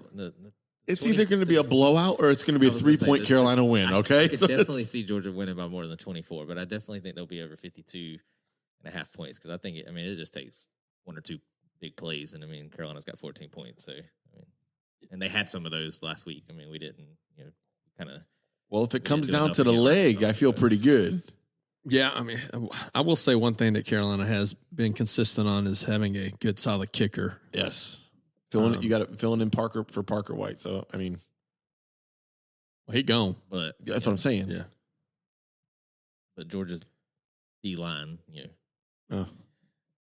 that's one of their strengths. So, well, we look at our. But they lost, and the scary thing is they lost a lot last year too. And that's where we go back into just cycling in. Strength versus weakness doesn't look good. I honestly, I really do hope that Carolina can pull it out. And hey, David beat Goliath, so yeah, he also had God on his side. So. What do you mean? Who's Clemson play this week? Louisiana Tech, 3-0. They're gonna lose. 3-0. 3-0. That's the score. 3-0. No. We'll be 3-0. Yeah, probably. Okay, well, that's where it starts. All that. It's college football. Yeah. So speaking, you said anything can happen. Talking about college football. So the Appalachian State Texas A&M game. The game itself was something to watch. But App State should have beaten North Carolina last week. How many videos I saw on Twitter of like downtown Boone? It was like a couple that hadn't seen each other in years. Is there at the airport? It was like running down the street. Is a guy filming and just? Is there even a such thing as downtown Boone? I'll have to show you the video. The town Boone. Yeah, the whole town was there. No, but App State should have beat North Carolina the week before. They should have. If the guy, the running back who apparently is like 6'2", 220 something pounds, that's a stud. And that's one team that's always, historically has always had like always that one win. Yeah, how many years ago they beat Michigan in a big house on a blocked field goal? Out. So App State could easily be 2-0 right now with two FBS wins under their belt. I think so. Marshall beat Notre Dame. Anything can happen. Carolina has a shot. No, I agree. I absolutely agree. They have a shot. And I hope they beat Georgia, but we'll see. Georgia's they are the defending national champs, and they played 2 games. They're outscored their opponents 82-3 in 2 games, so not too bad. Oh God! Hey, they might not get the points if you do that. Do that. The points is on the 42.5. You do that. It's gonna be interesting. Then you had, Texas, Alabama. Dude, who was that? It is at home though. The Georgia game. Yeah, it is. It is at home. Well, we got one advantage. We were invited to it. Until he's like, "You want to go?" I'm like, no. It's weird. So you've been a Carolina fan a long time. The maybe 2 or 3. So I went to I went to a Georgia game. We went to USC Alabama a year or 2 ago. That was a prayer, trying to relive that 2010 moment. But no, I went to a Georgia game. I went to a Carolina game against Georgia, and it was the one where we got that first. We beat them like they were ranked number 5, 35-32 or something like that. And I was that the the first down at the end of the game. It was Melvin Ingram returned the punt. Was that game? That might have been. No, that doesn't ring a bell. There was one year that 32. There was one year that Ace Sanders just went off. I think that was the game. It was One I'm talking about was before that. It was nuts. I was there, obviously Georgia section, and somehow I got sat in that section. I don't know. You talk about a ruthless fan base. Well, they're rumor is that if you are not a Georgia fan, do not go to a game in Athens, Georgia, because it is not pleasant. Yeah, they are ruthless. Well, they traveled from Athens to this one, and they lost. Yeah, which was awesome. But it was. I just remember this moment. It was Spurrier was coaching. There was like this first down at the end of the game, and it was like, definitely watching on TV, it didn't look like he got a first down, but like, they called it our way, home cooking. We talk about Georgia fans. It's funny because some of my earliest memories, and I think maybe why SEC football is the way it is today. I think any school in the SEC, it's just their fan base is so strong. I mean, I remember being a kid going to Carolina games, 6, 7, 8, walking from after the game back to the car with whether we won or lost, with the opposing team fans just, F bombs, beep beep beep, hit the button, beep beep beep beep, beep the whole way. And I was like, as a kid, I was like, what is this? I was like, why are they so mad? I mean, you won the game. Yeah. Or, just talking junk. Why are they so mad? Yeah, they I just love college football, man. I do. Like, to me. Yeah, Texas almost pulled it out. I didn't catch the game. I caught the score and I heard about the game. Yeah, there was some controversy. That's what I heard. Big time. And Texas lost by a point, and there was what many were calling should have been a safety against Alabama, which would have gave Texas 2 more points. So refs are always in Alabama's pocket. You think Coach Sark is a good fit for Texas? I think so. I'm excited about Texas and Oklahoma joining the SEC in a couple of years. Speaking of better games. Speaking of Oklahoma, they did they lose? I felt they got beat. I might be wrong. That I'm not sure. Yeah, man, Ohio State's still looking good. Oklahoma 33-3. Oklahoma won. CJ Stroud he's looking good this year for Ohio State. Who else do you have? You have obviously the SEC, Florida losing to Kentucky. Kentucky, man, talking about a team that's turned it around the past several years. Coach Mark Stoops has done an amazing job there. Florida State, not in the SEC, but they've and they're looking strong so far this year. Michigan. Michigan. How'd their week go? They're kind of in a quarterback limbo, my understanding. Yeah, they beat Hawaii 56-10, so it was pretty much a blowout. Michigan, the Big Ten champions from last year.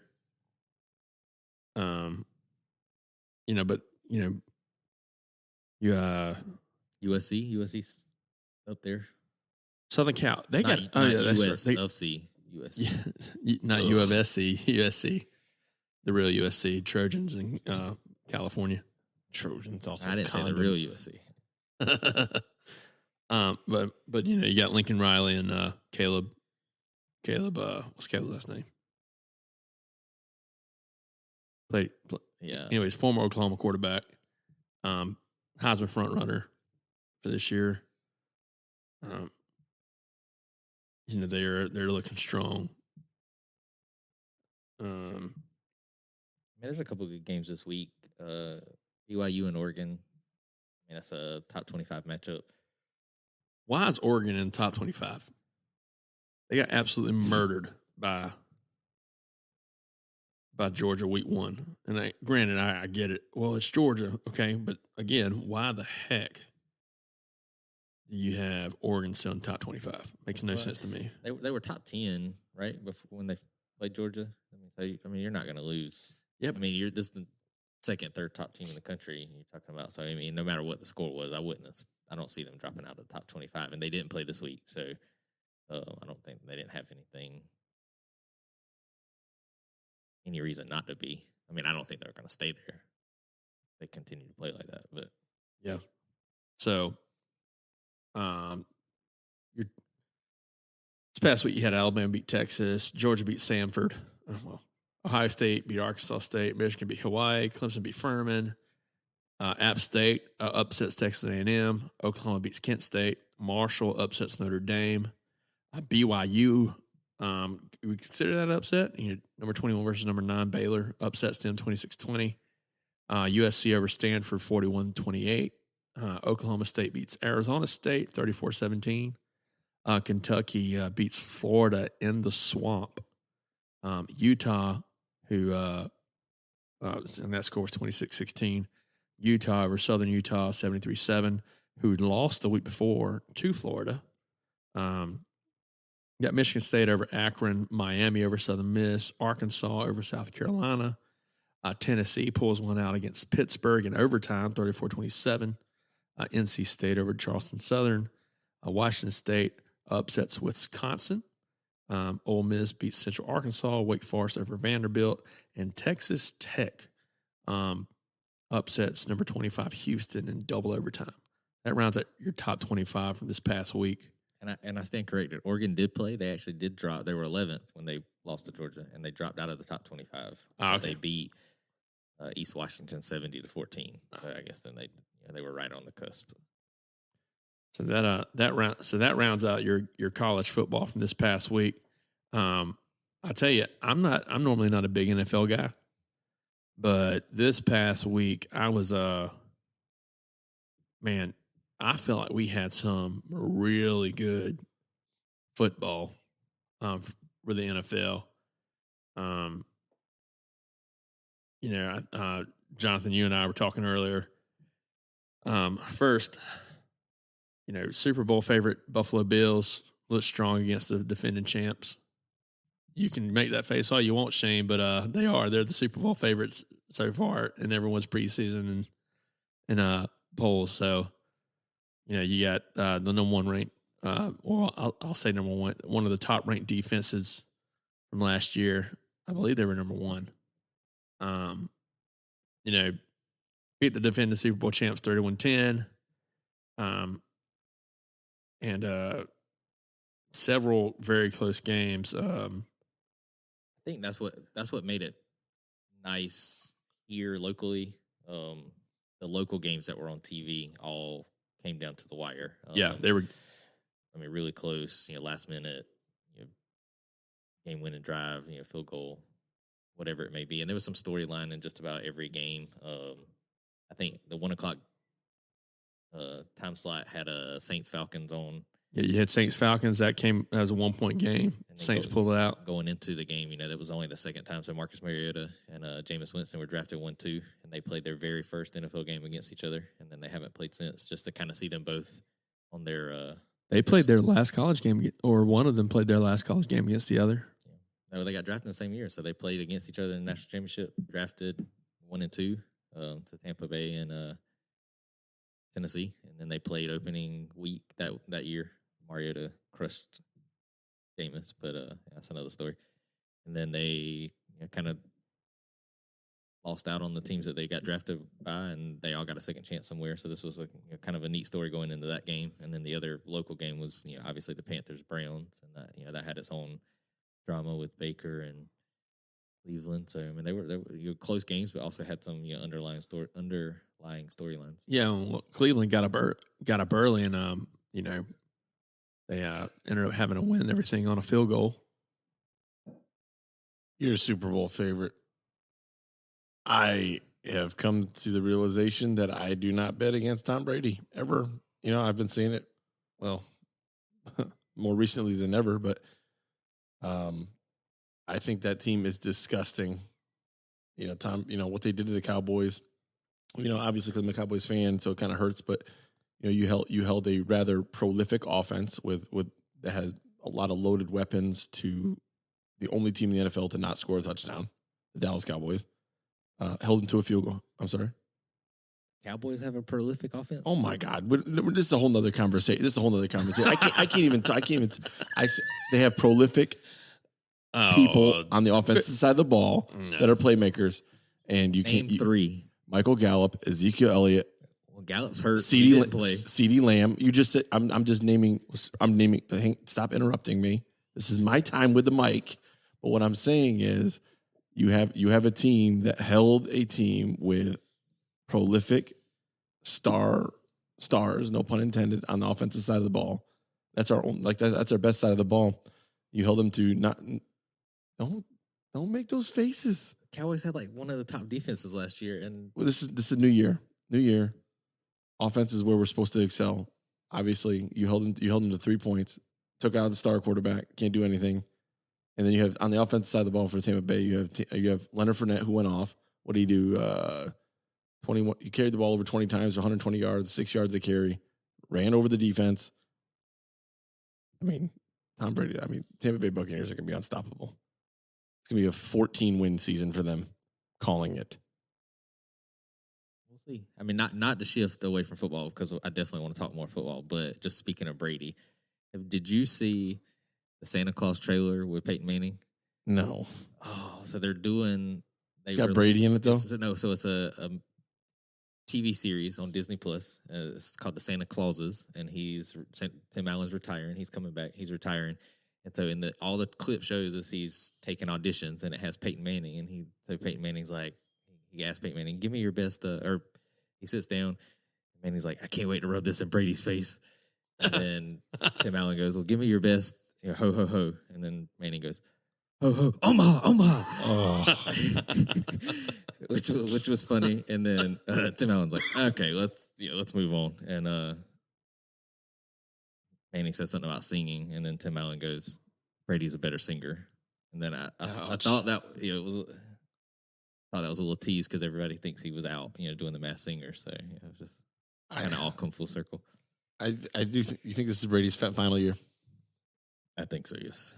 I think this is another one of his years. I mean, he looked really good, man. I mean, he threw that one pick. I think, he threw the one pick, but they said it on Sunday Night Football, and I didn't look just to see if it was accurate, which I'm assuming. I mean, it's Sunday Night Football, so I would assume that they did their research. But they said that Brady was by starting Sunday night, he set the record for the oldest QB to ever start a game. And so, like, just when they said that statement, I was like, that's why he came back right there. Yeah, just that statement. Yeah, just one more record. Yeah, I mean, it's unbelievable, man. He's the GOAT. He truly is. I hate it because he's also the player I love to hate the most. But you have to give the man the credit where it's deserved. When was he 7th round pick? 2000, 2001. Here we are, 2022. I mean, he was playing in the NFL when Syvelle was in high school. Oh my God! Yeah, I think what we've come to learn. Well, at least this is my opinion. What I feel like I've come to learn is that Tom Brady made the Patriots, not Bill Belichick. People continue to give accolades to Bill Belichick time and time again, but I haven't seen nothing happen since Brady's left. That is true. He hasn't really done much with New England since Brady left. But Brady goes, Brady coaches. But I think they still go hand in hand. I think Brady wouldn't be where he was at without Belichick. I mean, I think Belichick did as much for Brady as Brady did for Belichick. Now, where they went afterwards, I mean, you lose the best football quarterback football player of all time. I mean, at some point you're down to you're bound to slide down some. And one thing I will always appreciate about Tom Brady is several people you didn't know their names unless Brady threw them the ball. Oh yeah, guys like Wes Welker, for example. And there's several others, there's countless others. But so I got in a conversation with a buddy of mine Sunday about Aaron Rodgers in the same way. And I was like, we were talking about Brady and Brady making receivers. And then, they were talking about Rodgers really missing Devontae Adams and how bad they played. And I was like, yeah, but that was, it's for Rodgers to be as good of a quarterback as he is. I mean, he should be able to make the receivers better. I mean, it shouldn't take a star receiver to have your quarter. And Rodgers has been on top for a while and he's not always had Devontae Adams, but, it's up to him to elevate the players around him. Now, they can only do so much, but bro, Watson was wide open. Hey, man, that hit his hands and it was not Rodgers' fault. But I mean, he did his job. Yeah, I mean, that's what I'm saying. Judy was a standout at Alabama. But I mean, I mean, me and Shane's talked about Brady, and I mean, we go back and forth. I mean, I definitely think he's the best football player of all time, and just you go down It the hurts me list saying of that, though. everything. How many AFC championships he's been in, Super Bowls. I mean, you think back to any other great quarterback, Brett Favre, It's not even close. Manning. I mean, they're out there. Everybody's got one, maybe two rings. I mean, if they've gotten there at all. Rodgers, as much as people give him credit, has only got one, and then Brady's 7. That's 7 wins. Yeah, it's been there just about every year. That's 7 wins out of what, 10 or 11 appearances? Yeah, I think what it comes down to is you have your statistic best, and then you have your winningest best. Because I mean, you had He's both. yards. Does he have the most yards now? He's both. Yeah, he's pretty much got everything. It's unbelievable. You looking at Aaron Rodgers. Aaron Rodgers, two-time regular season MVP, or maybe it's the past 2. I think at least 2. But man, they showed a stat with Aaron Rodgers yesterday. He hadn't thrown a pick until yesterday or Sunday, excuse me. And 2 seasons. Dude, it was a long time. It was, because I saw it, I was like, no way. He definitely threw an interception. Sounds like last fake season. news. They meant Read that on Fox. CNN. whatever the game was on. Fox. CNN. It's Fox. I mean, Brady holds the all-time passing record in every single statistical category. And So Aaron Rodgers is number 1 all time in touchdown to interception ratio. yeah. All I know is if I had to pick somebody to be my QB, it would definitely be Brady. Oh, It absolutely. I mean, absolutely. would not be Aaron, anybody. no, else. Aaron just has nice hair. No, I think he cut it all off. No, he had long. the thing on, so that it was his hair was tucked under. No, I agree. Even though Peyton Manning's my favorite quarterback ever.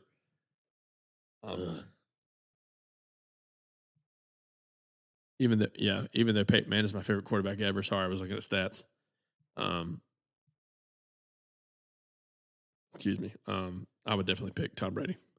He's doing things at 45 years old that somebody at 25 can't do.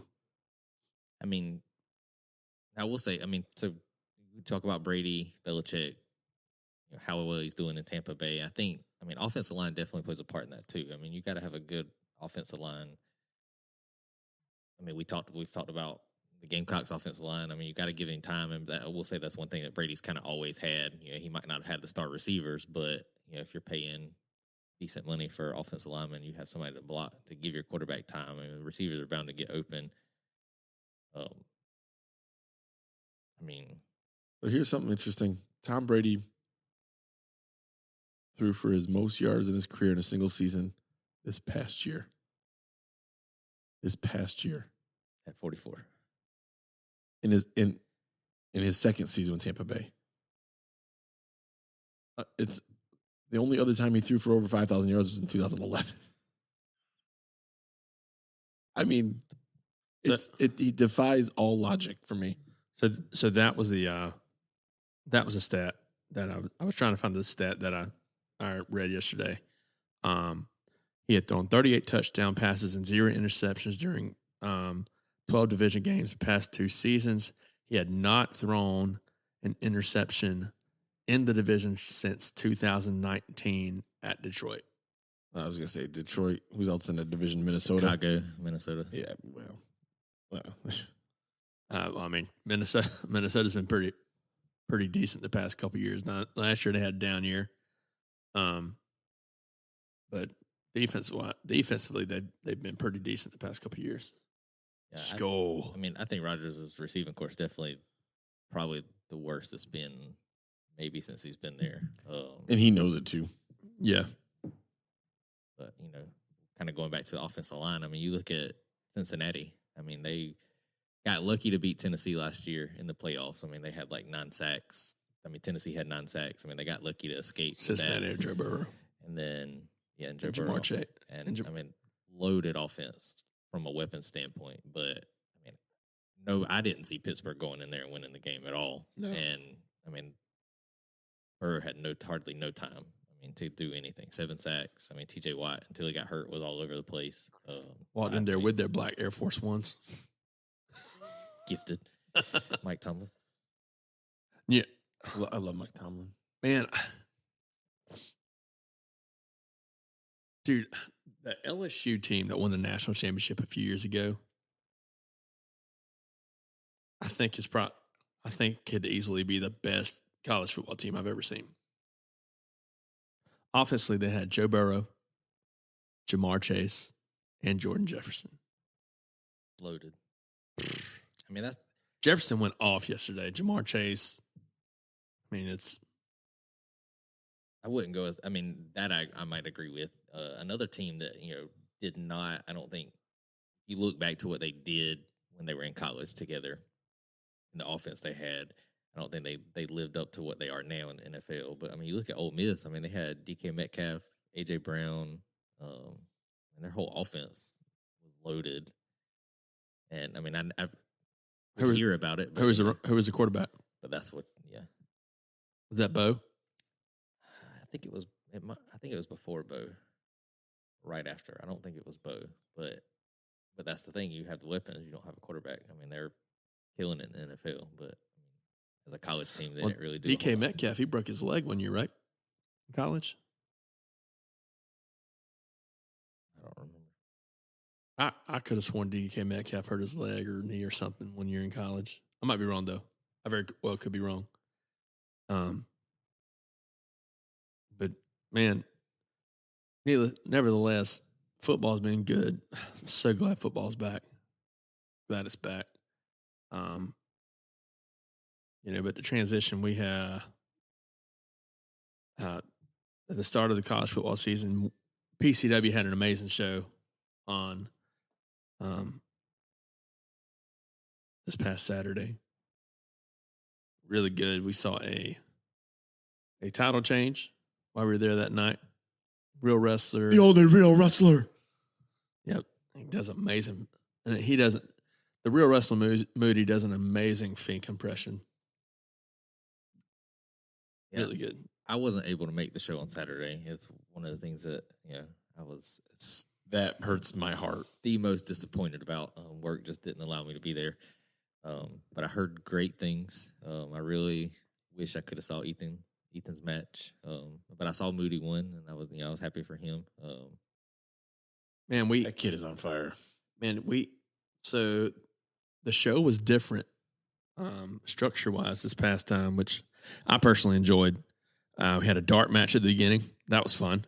That was sweet. Crowd was hot for it. We had a little bit of pre-show with the podcast stuff set up. It wasn't put together by the podcast, but our equipment was used and just kind of did some Q&A, similar to like you see pre-shows done with AEW and WWE. They dropped the ring to the 16 or the 18-footer, which was nice. Yep, That did a lot from a setup standpoint. The setup looked nice. That was fit more people. Like the first thing I said when you sent me pictures was the setup. I didn't realize. I knew, length and width. Obviously, there's a difference. I didn't realize the height difference between a 20-footer and a 16-footer. Well, you have a 16 standard or a 16 low. That's if it was 16 or 18, I'm not sure, but it definitely looked like 16 standing up next to it. But it was definitely a low. It's designed to fit in like bar settings or things with ceiling requirements or limitations. So which you run into there because of the ceiling fans. it looked good, really good. But we started the night with Rudy J coming out, and then being kind of giving the fans heck, and Chaz coming out and Chaz picking up the win, and accompanied by Florida Man, Hollywood, Florida Man. You think you're wrestling me? Oh no. And can we not just talk about how over Chaz is? Dude, he's got his own section. It's the Chaz section. The Cat Daddy. They have signs that says Cat Daddy on them with fire. It's just my watch. yeah, he's super over. Kicked the show off with, trying to remember. Kicked the show off with Sugars coming out. Then you had oh man.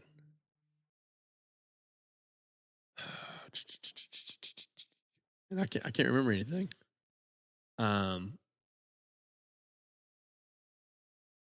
You know what kicked off the show? Henry Sugars. Oh, thanks. Henry Sugars came out. I think Donnie Ray came out. Mason Miles, he ended up facing Chip Day that night. We've already talked about it, but you had Moody, who, that was it. You had a Buff and Fluff connection. I beat the Heat Seekers to make Got a little revenge from Camden to make it to the next round of the Palmetto Classic tag team tournament. and I put them over on Facebook, man. The Heat Seekers are without a doubt the best I've seen on the scene. They are phenomenal. They are Matt Sigmund's a good interview. They are the epitome of tag team wrestling. All I can see was Heat Seekers versus FTR. Like, Yes. Yep. No, that's a good I'm like, that is what I want to see. So yeah, they Matt Sigmund, Elliot Russell, two Smash Mouth. Yeah, Re- I Go was ahead. gonna say watching the pre-show for the Camden thing. That was my takeaway. I mean, that was like one of the first things I messaged you guys was that I just thought Matt was a good interview. I mean, he just seemed like a natural. I mean, he just kind of came right up. I mean, everybody, if you haven't done it or you don't do it often, you kind of let the nerves get to you. But I mean, he just seemed like he was just He can at talk. ease. I mean, Yeah, he like you said, he can talk for sure. And the way we got that match was Henry Sugars started the show, appointed a new general manager for the show. We find out it's Mad Dog, Josh Powers, Mad Dog, Which was amazing. and Mad Dog is the one who created the first match. You know, Heat Seekers interrupted them. You have Buff and Fluff, who nobody knew was there, come out. Buff and Fluff gets the win. Then you have Chip Day versus Mason Miles. You had that happen, and I forget who picked the win. That PCW crowd loves Chip Day, man. Yeah, he's over. Which we talked about him with Gary Lamb a couple shows back. Real big in Southern Honor. Had a big show in Southern Honor the night before, I do believe, as well. And then the match right before intermission, it was the PCW Soda City Championship with Patty Daddy Patrick Scott. He would drop the belt to the real wrestler Moody. And man, got to talk with Moody some pre-show, and he elaborated on the straps up. When the straps go up, his words, Your mouth goes shut. Launch pad. Get ready for the launch pad. And I'll tell you one thing that I appreciated with that storytelling in that match was how you had Patrick Scott and Moody. Moody went to pull both of his straps up, and Moody only got one strap up. And then Patrick Scott cut him off. And I'm like, man, that is such good storytelling. He eventually gets the second strap up, gives Patrick Scott a ride on the Moody go round, as he's dubbed it, which is a spinning angle slam or Olympic slam, whatever you want to call it. And Moody gets the 1, 2, 3. New PCW Soda City champion. Nothing but a lot of good things. Lord willing, looks like for Moody's future. Man, he's gifted for sure. Then you had semi-main, which was... Now, wait a minute, Elliot. How did we come back from intermission? What do you mean? Rudy comes out. Who returned to PCW? Oh, yeah, that yeah, was yeah. huge. So Rudy comes out at intermission, there's some dude in the crowd that Rudy's Some Mark. that's been holding up signs all night. Rudy has 0 followers. For those you don't know, Rudy's a stream star on Twitch. That sign was funny. Twitch.tv/JRudy. But the guy's holding up the sign. And GM Mad Dog invites the guy into the ring. Commands Rudy to apologize. And we find out, lo and behold, the guy who's been in the crowd the entire night is no other than General Manager Dave Foster. And nobody knew it. Like, it was so well done. And like, I was sure, because he's over there sitting next to Billy Fox. Yeah. Like right next to Billy. And I'm like, oh, and Billy told me, he's like, dude, I had no idea that was Dave Foster. I'm like, well, perfect. It worked. Yeah. It's what's funny is, so we had some promo picks done before the show, and I'm up there getting my promo pick done, and I hear you, Elliot. I'm like, who is this guy? He's like, piece of like, oh, what's up, Dave? Because he probably said it in his voice. Yeah. Well, he tried to like whisper it and like say it deep. But I saw the can of liquid death sitting over there. I'm like, oh, I only know one guy that drinks that. But yeah, so yeah, what awesome way to bring back, come back from intermission and everything. And we had another qualifying match or another first round match for the Palmetto Classic Tag Team Tournament, in which we would see the Key, which is made up of Lord Raylan Albion the Funk, versus my pick to win the Palmetto Championship Tag Team Tournament. Go ahead. Let's go. PCW champion Drew Adler and J.R. Riley. He made his debut. Who made his debut for the 47th time. Yeah, it's just good storytelling, man. I just think there's something about like the impromptu tag team thrown together with them two. And like you have the seriousness of Drew Adler mixed with the comedic genius of JR. And then it makes Drew want to, we're coming out to my music. I mean, just the way they interact with one another. I think it's hilarious. Speaking of, we saw that, J.R. Riley's music hits. He goes and goes to walk to the ring, and all of a sudden you just see this long arm, this huge hand reach out and grab his man bun, jerk him back in through the curtain. Then you hear All-Star hit. Yeah, there's something about that. That hits different, man, when All-Star hits. But Ryan must have still been in jail in Camden. Yeah, he wasn't there. That was interesting. It was interesting come announcing time because I never announced Drew. I don't know his stuff. And, so I introduced JR, hey, making this PCW debut again from Dallas, Texas, J.R. Riley. Then we get to Drew, and where's Ryan? Kind of looking around. All right, guys, PCW champion Drew Adler. Just powder out. Let's go. It definitely teased a positive face turn for champion there. Yeah, but once we get little smarmy Ryan back, it'll all change back. If he comes back, we'll never know. Man, he might not let him out. Camden's tough, but the good old boys down there in Camden. There you go. Oh, you got all your teeth in Kershaw County. I know Scott and company are having their way with old Ryan out there. Is that who won?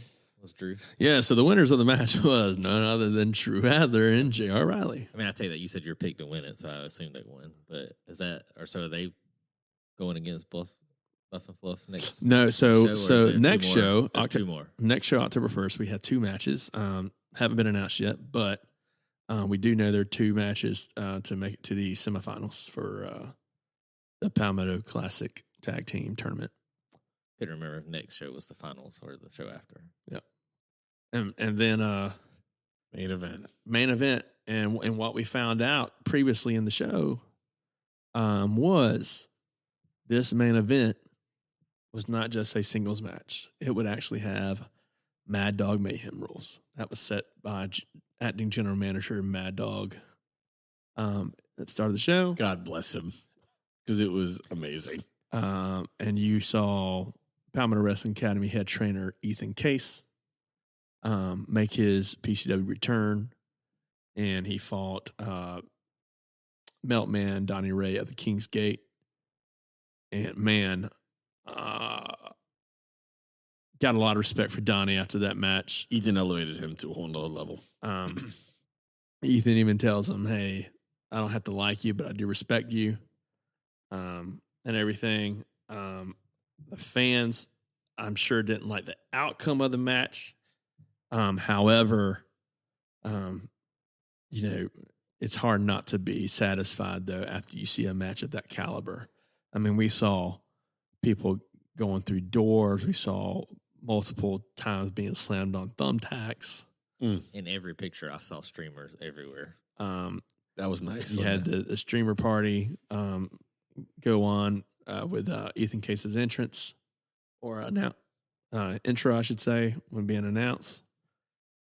Great match. Great way to close it. It had some incredible moments, dude. Thinking about that, thinking back to it, there was a moment that gave me chills. I can't remember what Donnie did, but Donnie was doing something to like intimidate Ethan, and then Ethan beat him to the punch, and then threw out the tacks instead. Donnie was doing something to be like, "Hey, bring it," but then Ethan was like, "It was setting up the door." Yeah, he turned around. He set up the door on the two chairs, and was kind of trying to motion Ethan to come on, so that Ethan could obviously probably get slammed through the doors, and Ethan brought the tacks out and poured them all on the ground. It was just a moment, dude, that I remember. I'm like, "Oh, this is gonna be good."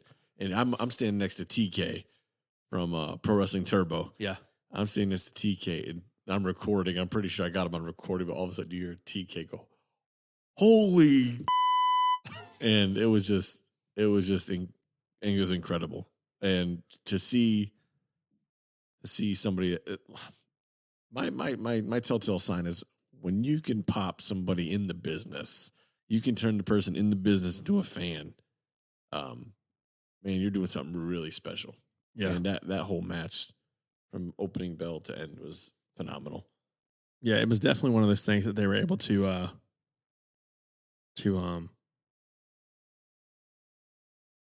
captivate everyone. Everyone was drawn in. A lot of times I know the endings of most matches.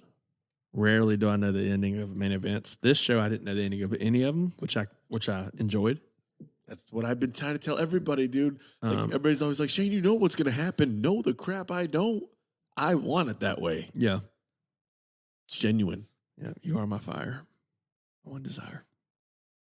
Believe when I say. I don't believe you. I want it that way. What? I don't believe you. What don't you believe? That you don't want to know what happens because you stay on dirt sheets trying to find exactly what happens. Oh, was it Punk or the Young Bucks? Oh, I hate you both. Young you guys Punk. suck so bad. It was Young PCW. We're talking about PCW. I'm not talking about that AEW stuff. Oh, they're done in 48 hours. Don't you worry. Nah, not that quick. Give him at least 2 years, maybe. But anyway, yes, it was a phenomenal show. Thank you for that. Yeah, Jonathan. good show. Next show, October 1st, right there in Taylor Plantation, Lexington, South Carolina. Show name yet? Oh, still Palmetto Classic Night 2. So it'll be good. Speaking of wrestling, we saw something in here just a few moments ago where NXT has made a change. Again. Thank God. Y'all, it's a good one. Again. It's a good one. It's NXT 1.5, I guess. Well, they dropped the number altogether, looks like. Oh, well, looks like even better. Looks like they NXT Rewind. Kind of reverted a little bit. New show name. They reverted a little bit. What it looks like, right? They kept the font, but they changed it. They went back to black and gold. Thank God. Went back to black and gold, but dropped the 2.0. I don't know. I mean, What? all we hear the last couple of weeks is, "Oh, Austin Theory got his name back." Oh, or they added Tommaso the first name Ciampa. back. They added the first name back. Well, now they're taking stuff away. They're making it just NXT again. It was NXT 2.0. Quit being facetious. You are argumentative. I mean, it looks phenomenal. I'm in love with it. It's a modernized version of the original logo. The color scheme is way better. I think it just screams Hunter. definitely. No, I see that. So it's all changes for the good. I mean, Yeah, let's be real. The real 2.0 is in AEW. It's true. It's true. It's part of the Jericho Appreciation Society. Matt Menard. AEW Galaxy Daddy Magic. appreciate us. I love Daddy Magic. I am a fan. I wasn't a fan at first, but I am now. Man, I'm a. Elliot, you've always been a fan. Man, listen, the first time I heard Cool Hand Luke say AEW Galaxy appreciate us, dude, I popped so hard. I did. I love subtle shots, man. I'm a fan. But Yeah. no, I am glad NXT went back to the black and gold, the original branding, to an extent. Yeah.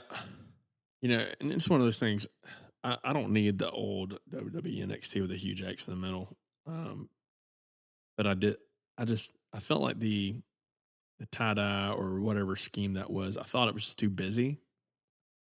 I love their setup. I love the small venue and stuff that they do. I'm a big fan of that, but I just didn't think it was necessary.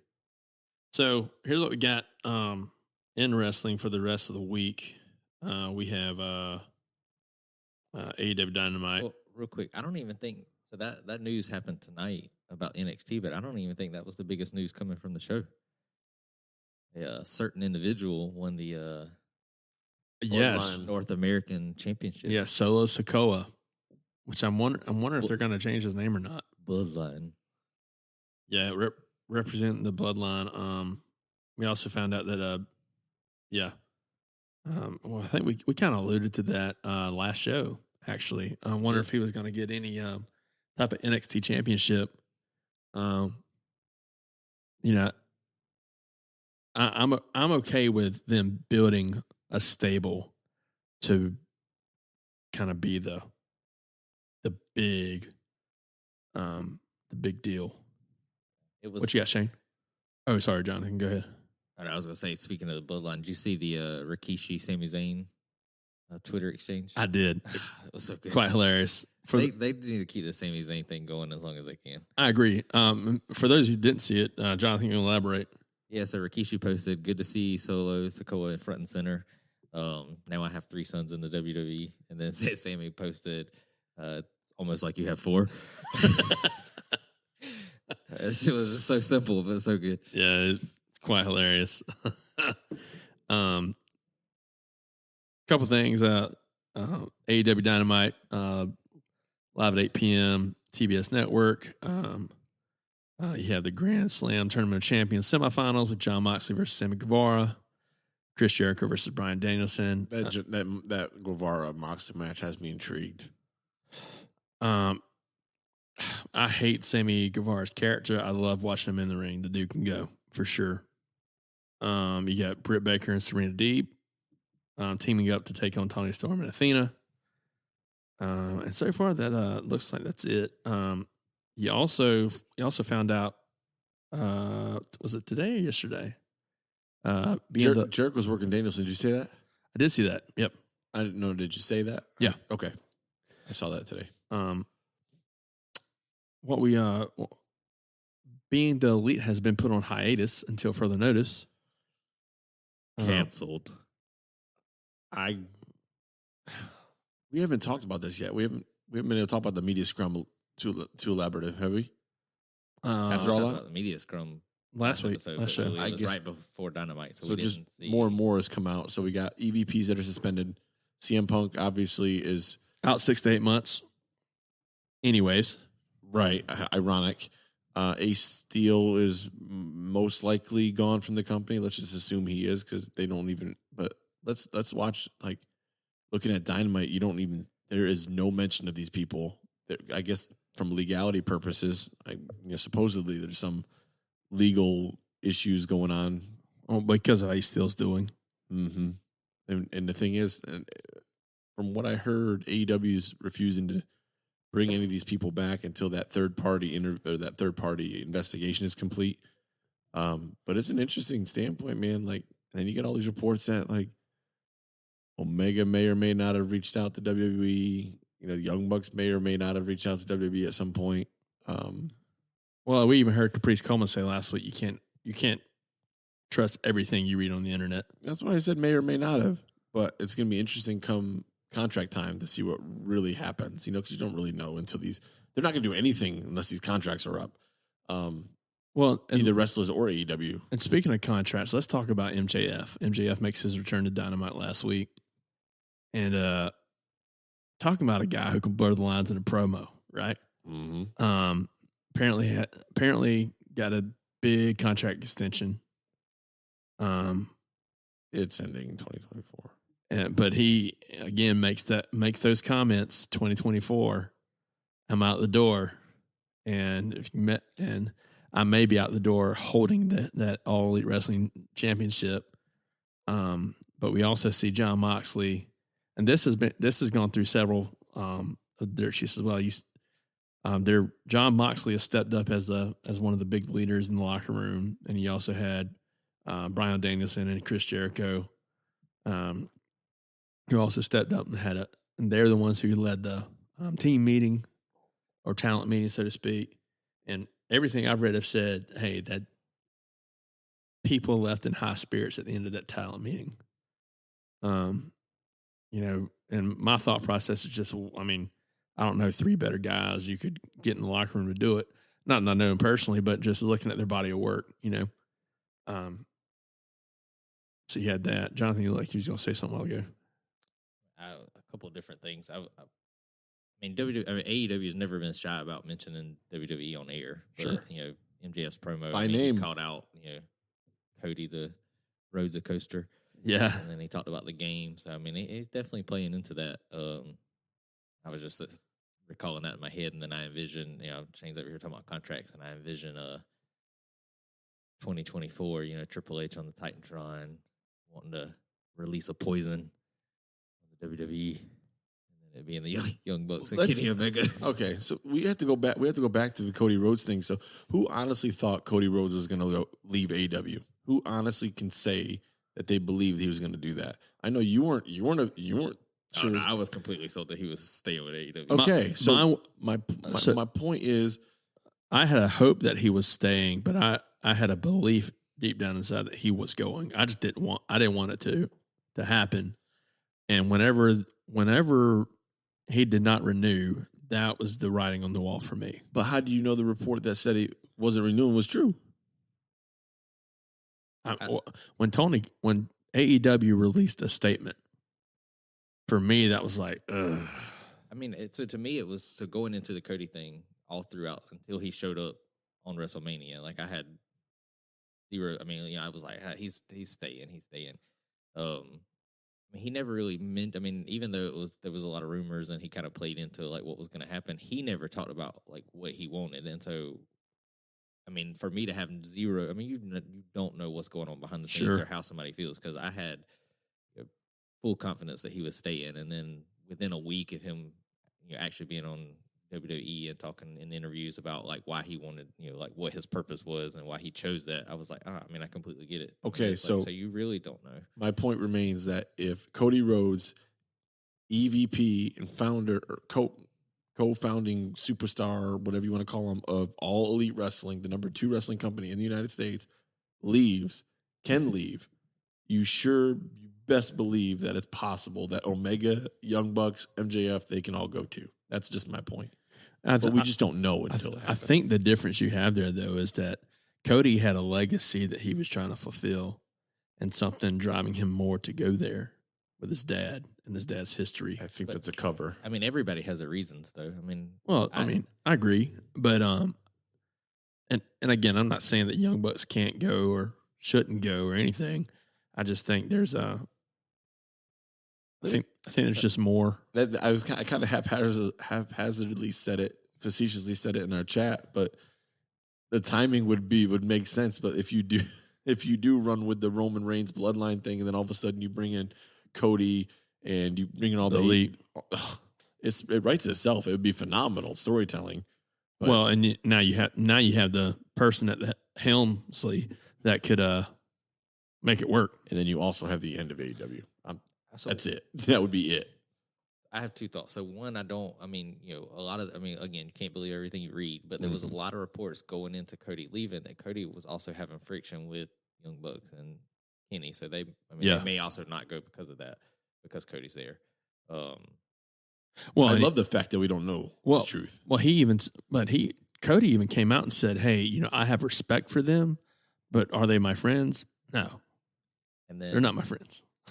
So, if you look at all the major contracts, so MJF, Young Bucks, Kenny, they're all expiring around the same time, and I don't think, if any go, I don't think they all go. I mean, that's you go to get your spot, or to have that spot, and if you get so many at one time, I think Kenny and Young Bucks are always going to be in the same place.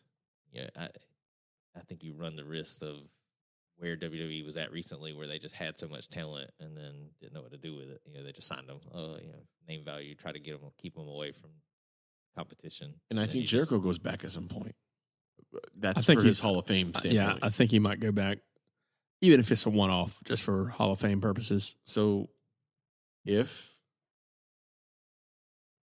MJF, Young Bucks, Omega, Brian would go back, I think, before anybody.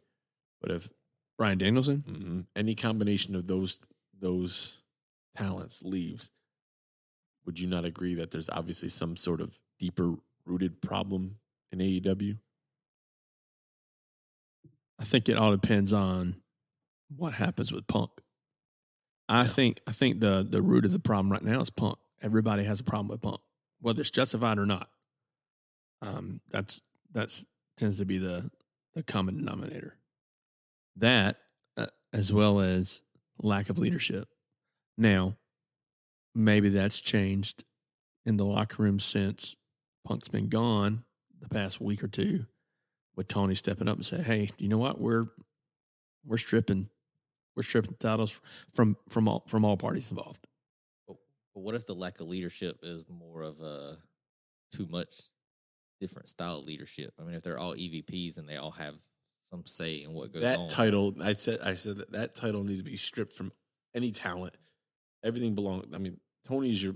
I mean, we know Tony has final call, but as much as Tony loves Punk, I mean, they helped Tony start the company. So if they go to Tony, I mean, do you really think Tony's going to tell them no? Knowing where they stand, their title and everything.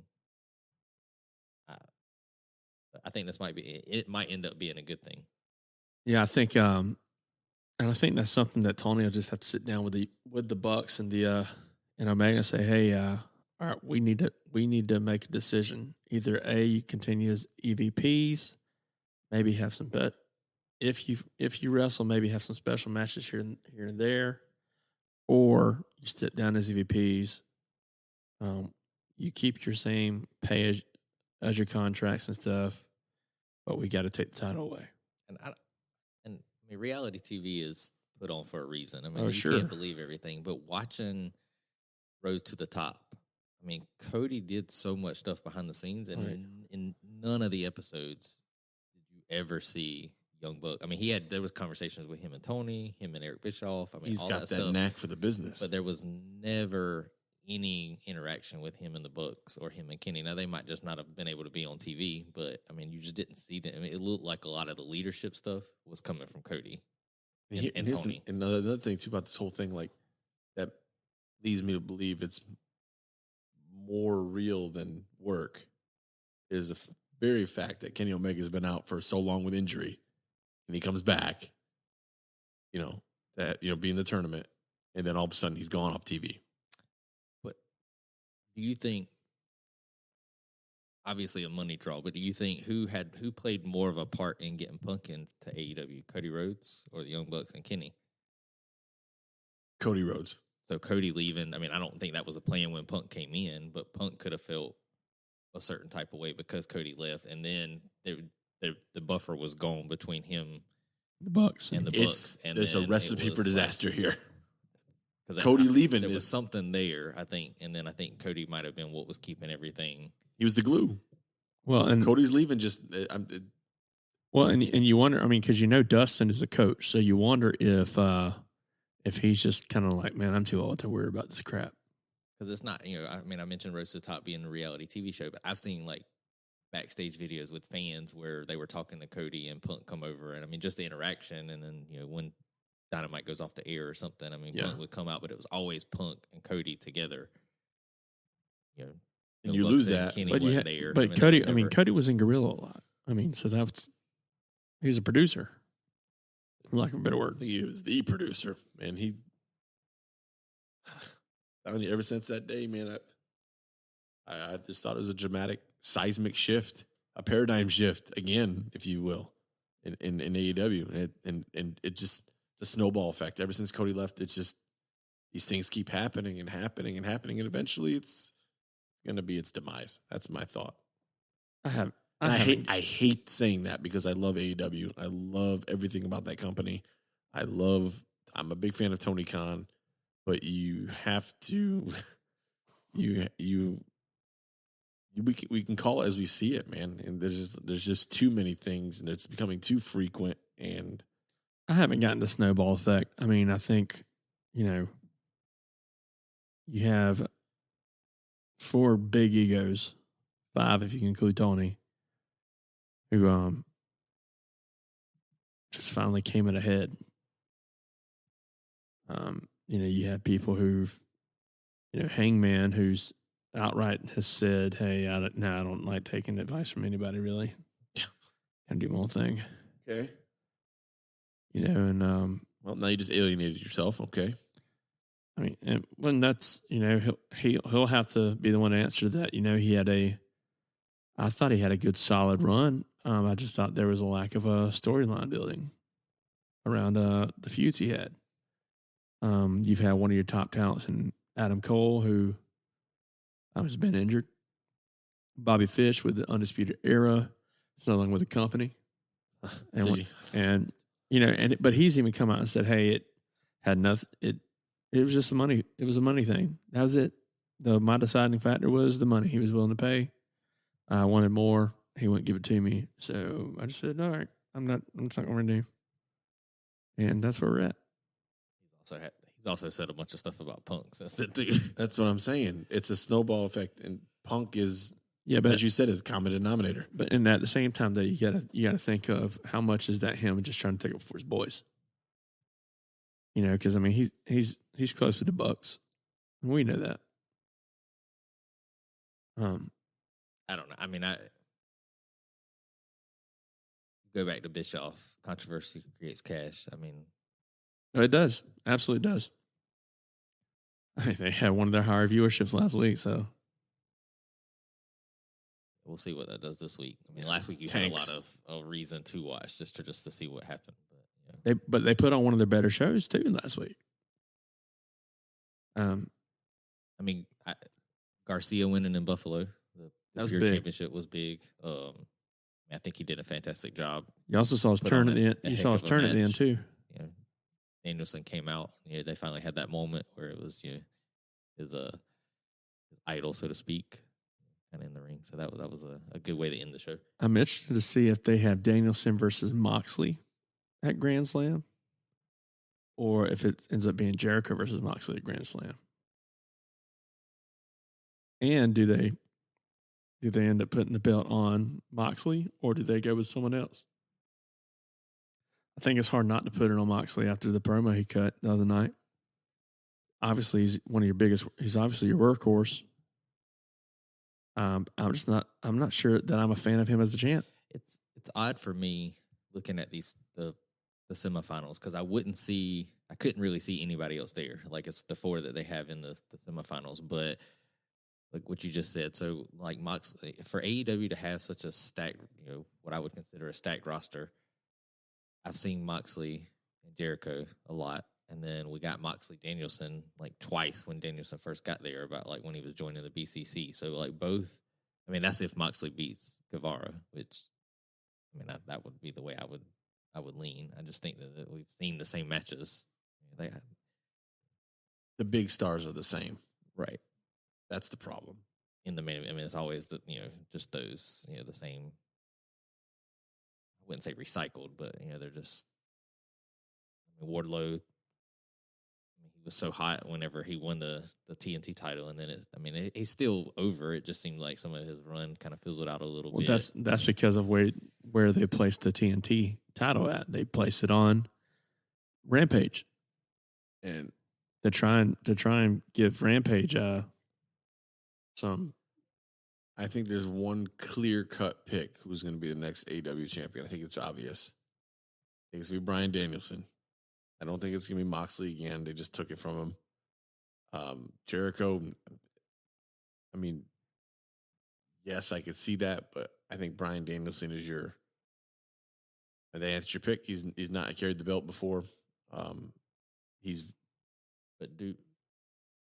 So Full Gear's not that long after Grand Slam. Do you see? I mean, with all the stuff going on with MJF, I mean, I think that's like he's in the. I he's keep in the forgetting main about event. the cash. He's in the main event, I think. So, like, do you who would be out of the four that's in the tournament that's left? Who would be the best opponent for MJF if he's if that's when he's? Well, you have Jericho, you have Moxley, you have Guevara, and Bryan. All depends on I think if you want MJF to have that face turn or not. Well, from a storyline standpoint, it sure makes sense to do MJF and Jericho again. Exactly. But you said again. Exactly. But it was over a year ago. Now there's story there. That's all I mean by that. I mean, it's not necessarily what I want to see, but it makes sense from a story standpoint. But him and Moxley had their. But it all depends on how do they do the cash in? Do they have to have a match? Can he attack opponent while like the Money in the Bank aspect from WWE? Can he attack somebody and just cash in? I would love for them to. I would love for them to say, "Hey, you know what? I'm cashing in at Grand Slam." I lean more towards Moxley or Danielson just from a standpoint of like BCC versus if this thing with MJF if he has something with Stokely. I mean that's why he got the chip to begin with. So that okay. Whether or not that turns into another stable or if that was just like a one-off. He just paid him to get the thing. Like there's definitely something there that they could do. And so that whole group is. Dude, that whole group you got could definitely be a heel group. I mean, it's you got W. Morrissey, you got Lee Moriarty, you got the Gun Club, Ethan Page. Forgot about Ethan Page. That's talent. That guy's so talented. He's good on the mic too. So to me, that versus BCC sounds like interesting. A lot of possibilities. I agree. I mean, you could have. I'm sure Morrissey and Claudio would have a good match. And now that you have Garcia, I mean, Garcia and Danielson might form a tag team. You don't know. Or Garcia, I don't know. Got something to say over there, Shane? Making a lot of faces. That's what I do. Looking like Tony Khan over there. Oh, God. Insert Tony Khan drinking water gif. Oh, it's so bad. In my eyes. I just think, I don't know. I think AEW's in a pickle. They're in a little bit of a pickle, Dick. Stink pickle. Jonathan doesn't like pickles. He doesn't like Pepsi either. Don't like Pepsi. But I really don't like pickles. Would you ever sip a pickle flavored Pepsi? That sounds like the worst thing ever. Or would you eat a Pepsi flavored pickle? Ooh. Neither. Where did I see? I saw somebody wrapping pickles in bacon and sticking in an air fryer, and I was like, ooh. I was like, that was just it. $1 million? I love bacon on just about anything, but did somebody like just as a kid just like maybe you see those gifs with like the hot dogs in the girl's face? Did somebody just like drop pickles on you as a kid? Hit you in the face with a bunch of pickles. I mean, there might be some. I don't. Something think so, happened, but, bro. I don't like the way they taste. I don't like the way they smell. I'm picturing that girl with that gif of the hot That's dog. awful. But, So bad. But I mean, it's all I can think about. Like what happened? What happened? That and the Tony Khan GIF is enough. I don't know. Like I like pickles in all forms. Bread and butter, dill, kosher. Nah, I don't like the kosher dill spears and hamburger chips. I joked with. Wickles are pretty good. I can't believe You it to say. choked on I your can't, pickle? I can't believe it to say this. But I joked with Henry. I joked with Henry Sugars at the PCW show. I said, "Hey Henry, you're real slick." Yeah, he's like, "What do you mean?" I said, "You got all these single women eating these gigantic pickles that you sell at Gosh. that you sell at the concession stand now, and it's those jumbo pickles, $1.50. He's like, "Yeah, you like that, huh, Shane?" I'm like, "You're an idiot." Peeling back the curtain. Sorry, Henry. Yeah. I'm Rowan Gardner. Hey, Rowan Gardner. I love that movie. Anything else? You got anything else to talk about? Man, we focus heavily on AEW right there. I mean, we just talked about movies. So Disney Plus Day was last week. I mean, there was a lot of stuff announced. Pinocchio came out. Coming soon. Pinocchio came out. Pinocchio, was it good? Have you seen it yet? I have not. It looked phenomenal. Kids were watching it earlier. The reviews and Rotten Tomatoes score is not very good. Really? I don't care. I don't ever look at those reviews I anyways. usually, so it's weird. Like for my movie rating, like I align myself with Google. IMDb, Internet Movie Database. I kind of find like if that movie's rated like 6.0 out of 10, or higher, I'm gonna enjoy it. Like according to that scale. So it's kind of so I'd be interested to see what Pinocchio is on IMDb. 5.9. Dang it. I'm gonna look it up. Yeah, I don't know what it is on IMDb. I mean, it's Tom Hanks. So I don't feel like it could be that bad, but Pinocchio wasn't one of my favorite Disney cartoons growing up. Jiminy Cricket. I thought that was awesome. But they How's it Joseph Gordon-Levitt? might do the voice of Pinocchio. You definitely don't see him. 5.2. I might give it a go. Joseph Gordon-Levitt plays Jiminy Cricket. Tom Hanks plays Geppetto. Asher earlier was talking about, hey, Dad, you heard about Pistachio? I think that's his name, son. Close. How about Mufasa? Oh, yeah, I heard about that. A prequel. Bro, I can't. I mean, there's some good things coming down the pipeline. They had Disney Plus said they did the trailer for season 3 of Mandalorian. Fantastic show. They showed the first teaser. It's not the way. trailer for Little Mermaid. Couple of Marvel shows, Secret Invasion. Everyone up in their arms about the Little Mermaid. Oh God, what's wrong with this one? Oh, they were just people being stupid. Oh, it's not a white redheaded girl swimming. Well, obviously, she would be sunburned. So, I'd be interested. I'm intrigued by the Mufasa series because it's obviously not James Earl Jones doing Mufasa. It's a guy by the name of Aaron Pierre. So I'd be interested. Big shoes to fill. Aaron, Aaron Pierre. Aaron Pierre. Aaron. That's what Coach. What? Keegan Michael Key. Be nice. Timothy, present. Michael Key's in it too. Timothy, he's in Pinocchio. Present. Aaron. And then 3 other series that they kind of already announced, but they showed their teasers for that I'm really excited about. So the Santa Clauses, I think that's what they're calling it. Yep, Tim Allen. We talked about that earlier. They're doing they're redoing Percy Jackson, making it a TV show. So I'm kind of curious. Interesting. Not with Logan Lerman and all them. No, okay, it's a different cast. And then probably the one I'm most excited about is they're doing a spinoff show of National Treasure. And they have Riley is coming back. I think he plays a minor part. He's in it, the show, but I think he's the Make only more like cameos and stuff. cameo that they've talked about that they've showed so far. But the trailer got Catherine Zeta-Jones in it, a couple other people. I mean, it's it looks really, really good. I mean, they're National Speaking of Treasures are Tony two of Khan, my favorite movies. Which Riley is also the main character, or the one that was stuck on the building in Yeah, Hangover. Hangover. So that makes it even better. You seen our friend? Roofies. Oh, They should call him Flories. another great treasure.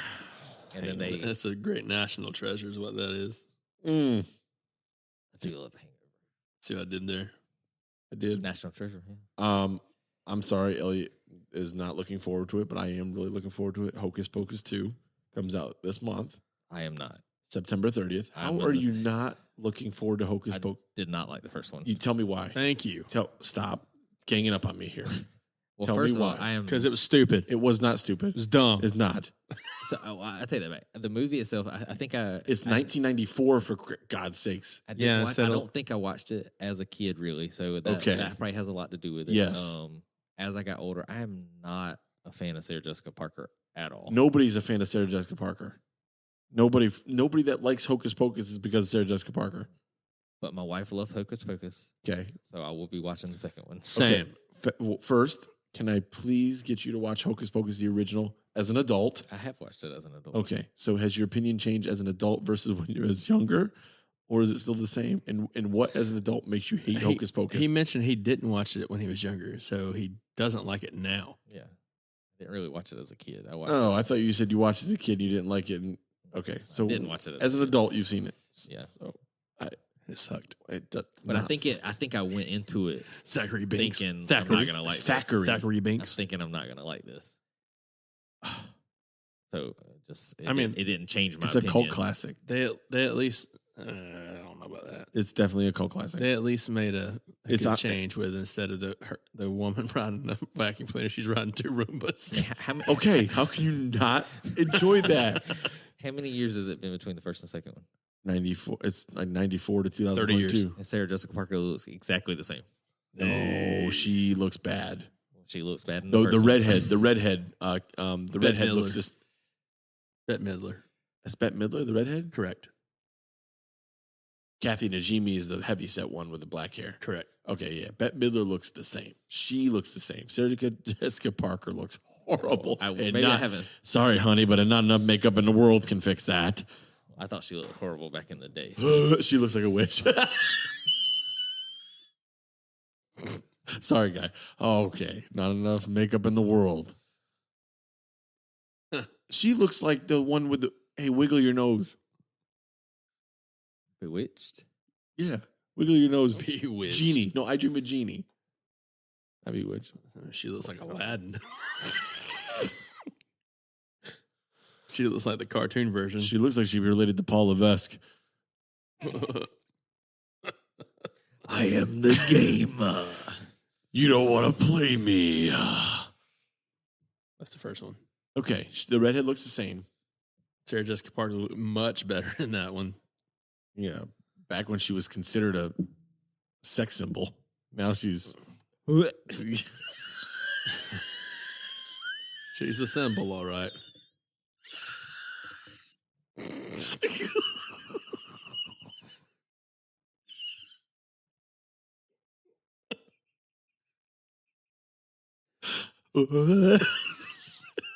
It's her Tony Khan bottle gem. Yeah, that's, I mean, Wait, All right, over there.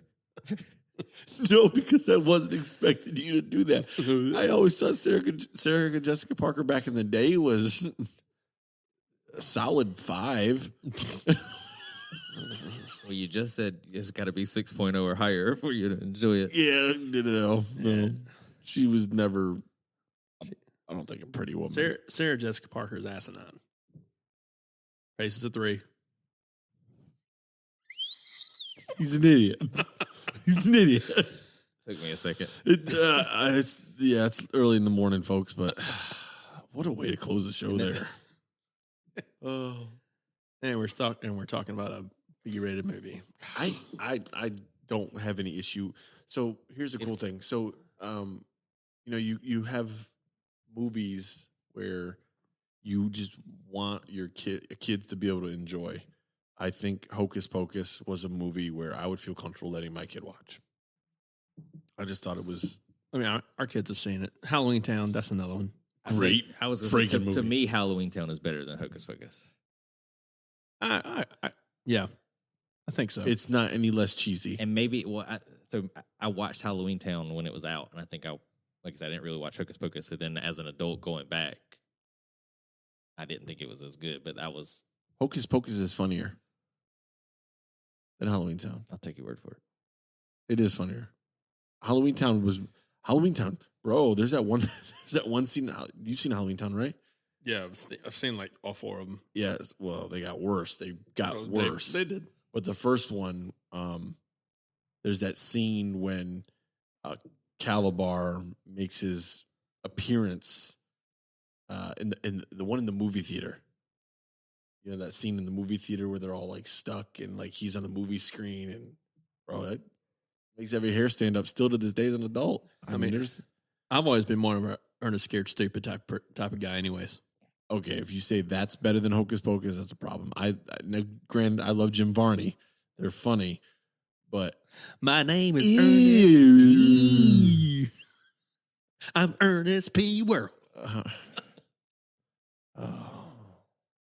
But no, I mean, ain't nothing better than Jim Varney's appearance in Three Ninjas High Noon at Mega Mountain with Hulk Hogan. I mean, but it's like I said last show. It's not that I don't like Hocus Pocus. That's just not one of those things. I'm like, yay, Hocus Pocus. That's my favorite movie of the year.